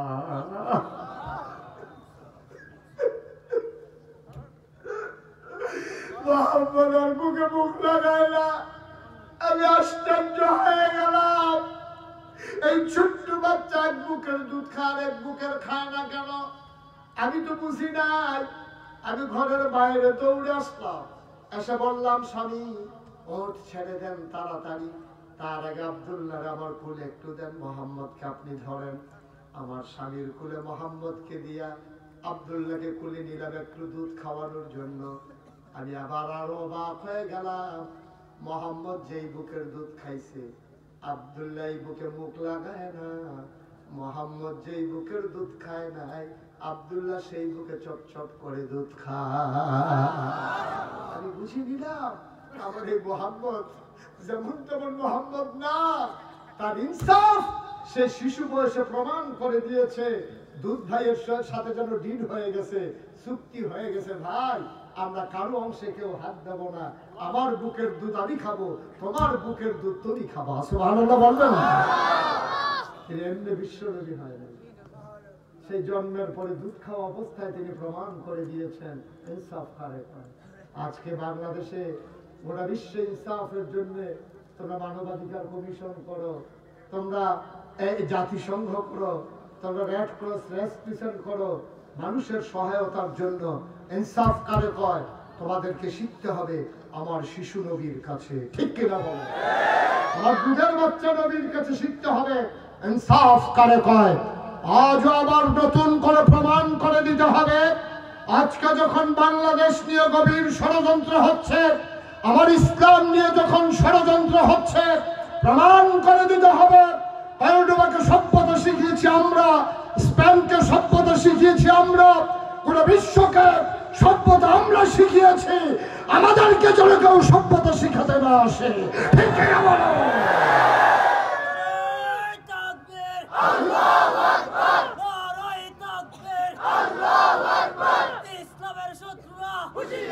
আমরা সভ্যতা শিখিয়েছি তাদেরকে। আফসোস হচ্ছে আজকে আমরা মুসলমানরা ডিস্ট্রয় হয়ে গেছি, নিজেরা নিজেদের স্বার্থ নিয়ে আজকে গোতাগুতিতে লিপ্ত হয়ে গেছি। আমরা সেই সার্বজনীন ইসলামকে পরিত্যাগ করেছি, নতবা আজকে ভারতের মতো দেশ, সেই কাফের দেশ মুসলমানদের দেশকে হুমকি দিতে পারত না, ঠিক কিনা বলো? এত সাহস ওরা পায় কই? এত সাহস ওরা পায় কই? ঘরের শত্রু বিভীষণ, তার সাহস ছিল না, তাদেরকে সাহস দেওয়া হয়েছে ক্ষমতার বিনিময়ে, ঠিক কিনা বলো? আমার গদি ঠিক রাখো, প্রয়োজনে আবার সব নিয়ে যাও, এই দিতে দিতে ওদের সাহস বাড়িয়ে দিয়েছে। আমি বলে দিয়েছিলাম, ও ভারতের মানুষেরা, তোমরা না হয় সংখ্যায় বেশি, তোমাদের ভৌগোলিক ভূখণ্ড অনেক বেশি, আমরা না হলে 56,000 বর্গ মাইলের বাংলাদেশ, আমরা 18 কোটি মানুষের দেশ। মানে রাখবা, সংখ্যা দিয়ে তুলনা হয় না। যদি সংখ্যা দিয়ে তুলনা হতো, বদরের প্রান্তরে মুসলমানের হাতে 1000 কাফের কচু কাটা হতো না, ঠিক কিনা বলো? যুদ্ধ সংখ্যা দিয়ে হয় না, যুদ্ধ হয় ইমান দিয়া, ঠিক কিনা বলো? সুতরাং এই 18 কোটি ইমানদারের কাছে তোমরা 100 কোটি কাফেরকে আমরা সংখ্যায় ধরি না, কারণ আমরা হালি নিজেরা গণি 4টা দিয়া, আর তোমরা সামনে ফলে 20-25টা দিয়ে আলি গণন লাগে, ঠিক কিনা কম? ফলাফলের খেলার মতো কয়দিন পরে পরে কয় ফেস দিত না, ফেস দিত না, আলু দিত না, আর এটা রেখা দেওয়ানের জিনিস। কাঁঠাল যদি ফাইকা যায়, হয় তুই খাইবি, না হইলে দিবি, না হইলে বেচবি, আর বাইরে কোনো লাইন নেই। আমরা নদীতে ফালাইবি। কাঁঠাল পাইকা গেলে কি রেখা দেওয়ার জিনিস? আনারস পাইকা গেলে কি রেখা দেওয়ার জিনিস? তাহলে তুমি যে আনারস দিবা না কর মাঠ না দাও নাকি? দাদা কাটা তারের গাড়া দিয়ে আগে টেহানো, উপরে তলে দিয়ে আনারস দাও। টেহা ছাড়া তোমরা কিছু বুঝো তোমরা? আমরা টাকা দিলে তোমরা কাঁঠাল দাও। তোমরা যে একবার কইছিলে যে গরু দিবা না, তার নাকি কুরবানির বাকি রয়েছে নাকি? আমার শিক্ষিত যুবকেরা যখন এগুলো ফান্ড করা শুরু করে দিয়েছে, কুরবানি দেওয়ার পরে গরুরও ফুটছে, বেশি হয়েছে, ঠিক কিনা কম? তাহলে আপনারা আমার কথা শুনেন না বইলা, বাংলাদেশের মানুষ যদি আমার কথা শুনতো, তাইলে জীবনও তারা জীবনও এই কাজ করতে পারতো, ভারতের তারাই সাহস দেখাইতে পারতো না। আজকে যারা আছেন, আপনাদের এলাকায় মানুষ কম, জায়গা বেশি, আপনাদের পতিত জমিনগুলো, বাড়ির পাশের জমিনগুলো আপনারা উপাইয়া এগুলো তো পেঁয়াজ লাগাই দেন, এখন পেঁয়াজের সিজন, কটা টমেটোর গাছ লাগাই দেন, কটা ধনিয়া পাতা লাগাই দেন, কটা কাঁচামরিচ লাগাই দেন। বাড়ির পেছনে যে গর্তটা আছে, এটা একটু গভীর করে একটু পানি দিয়ে কটা তেলাপিয়া ছেড়ে দেন। তেলাপিয়া যেমন এক জাতের মানুষ, এই মাছ একবার ছাড়লে আর এবারে ছাড়া লাগে না, এগুলো পরিকল্পনা কম বুঝে, একবার ফেলাই দিলে ওইটাই খায়, ঠিক কিনা কও? পিছনে গর্তের ভিতরে কটা তেলাপিয়া দিয়ে দেন, আর জমিনের পেঁয়াজ চকির নিচে ঢুকাই রাখে। আর আগের দিনে দেখতাম রসুন ওই মহিলাদের চুলের মতো বেনি বানাইয়া ওই রসুন নিয়ে ঘরের তীরের সাথে ঝুলাই রাখতো, ঠিক কিরকম? তা সব তো শেষ, আপনি এত টেনশনের দরকার কি? যখনই দেখবেন যে ঘরে বাজার নাই, তাড়াতাড়ি করে আপনি ওই পিছনের গর্ত থেকে দুটো তেলাপিয়া ধরবেন, আর আম্মারে করবেন পেঁয়াজ দিয়া, তারপরে সুন্দর করে ইয়া করে ধনিয়া পাতা ছিটা দিয়া, কাঁচা মরিচ ফাইটা দিয়া খাইতে দাও, ঠিক কিরকম? সমস্যা কি? আমরা শুধু ইন্ডিয়ার দিকে চাইয়া থাকি, বৈশা বৈশা মুরব্বীরা সাইজ করে শুধু আড্ডা মারা শিখছে। এই বয়স্ক মুরব্বীরা আধা ঘন্টা 1 ঘন্টা জমিনে কাজ করলে কি হয়? শরীর আরো ভালো থাকে, ঠিক কিরকম? 1 ঘন্টা করে জমিনে কাজ করবা। আমার যুবকেরা, তোমরা উৎপাদনমুখী হও, তোমরা পেঁয়াজ করা শুরু করো, রসুন করা শুরু করো, তোমরা আদা করো, তোমাদের এলাকায় সব হয়। পেঁয়াজ করো। বাংলাদেশের জমির আল্লাহর নিয়ামত। সৌদি আরবে একটা গাছ টিকাইতে হলে 2 মাইল দূরে পানির লাইন নেওয়া লাগে। আর আমার দেশে লাউয়ের বিচিটা এখন ইয়া গুতা দিয়ে দিলে সকালবেলা উঠে দেখে 2 পাতা ছাড়াই গেছে, পরের দিন গিয়া দেখে ডগা ছাড়িয়ে দিছে। এখন ডগা, আগা, লাউ সব খাইতে আছে, ডুগডুগিও বসাইতে আছে লাউ দিয়ে। খাইতে থাকো জমিদার খাওয়া। তোমরা করোনা বলে তো ইন্ডিয়ার তারা ধমক দেয়। যদি তোমার চোখের নিচে পেঁয়াজ থাকতো, ঘরের তীরের সাথে যদি রসুন থাকতো, পেছনে যদি তোমার মাছ থাকতো, তোমার কাছে যদি এই মরিচ থাকতো, ধনেপাতা থাকতো, একদিন এমন হইতো আমরা না আনলে ওদের বিক্ষোভ তো শুরু হয়েছেই। কৃষকেরা বিক্ষোভ শুরু করছে, আলু পয়সা যা তাড়াতাড়ি বিদেশ পাঠান, কইতেছে যে বাংলাদেশ তো নেয় না, পাঠামু কেমনে? এখন বুঝতেছো কি খেলা যাইতে আছে। আমি বলছিলাম শুধু পেঁয়াজটা করেন, শুধু রসুনটা করেন, দেখবেন আপনারা কাটা তারের দাঁড়ার কাছে আইয়া ইন্ডিয়ার তারা ডাক দিব, দুলাভাই কটা পেঁয়াজ নিয়েন। আপনারা কইলেন নিহি খায়েঙ্গে, শহীদ তোলে।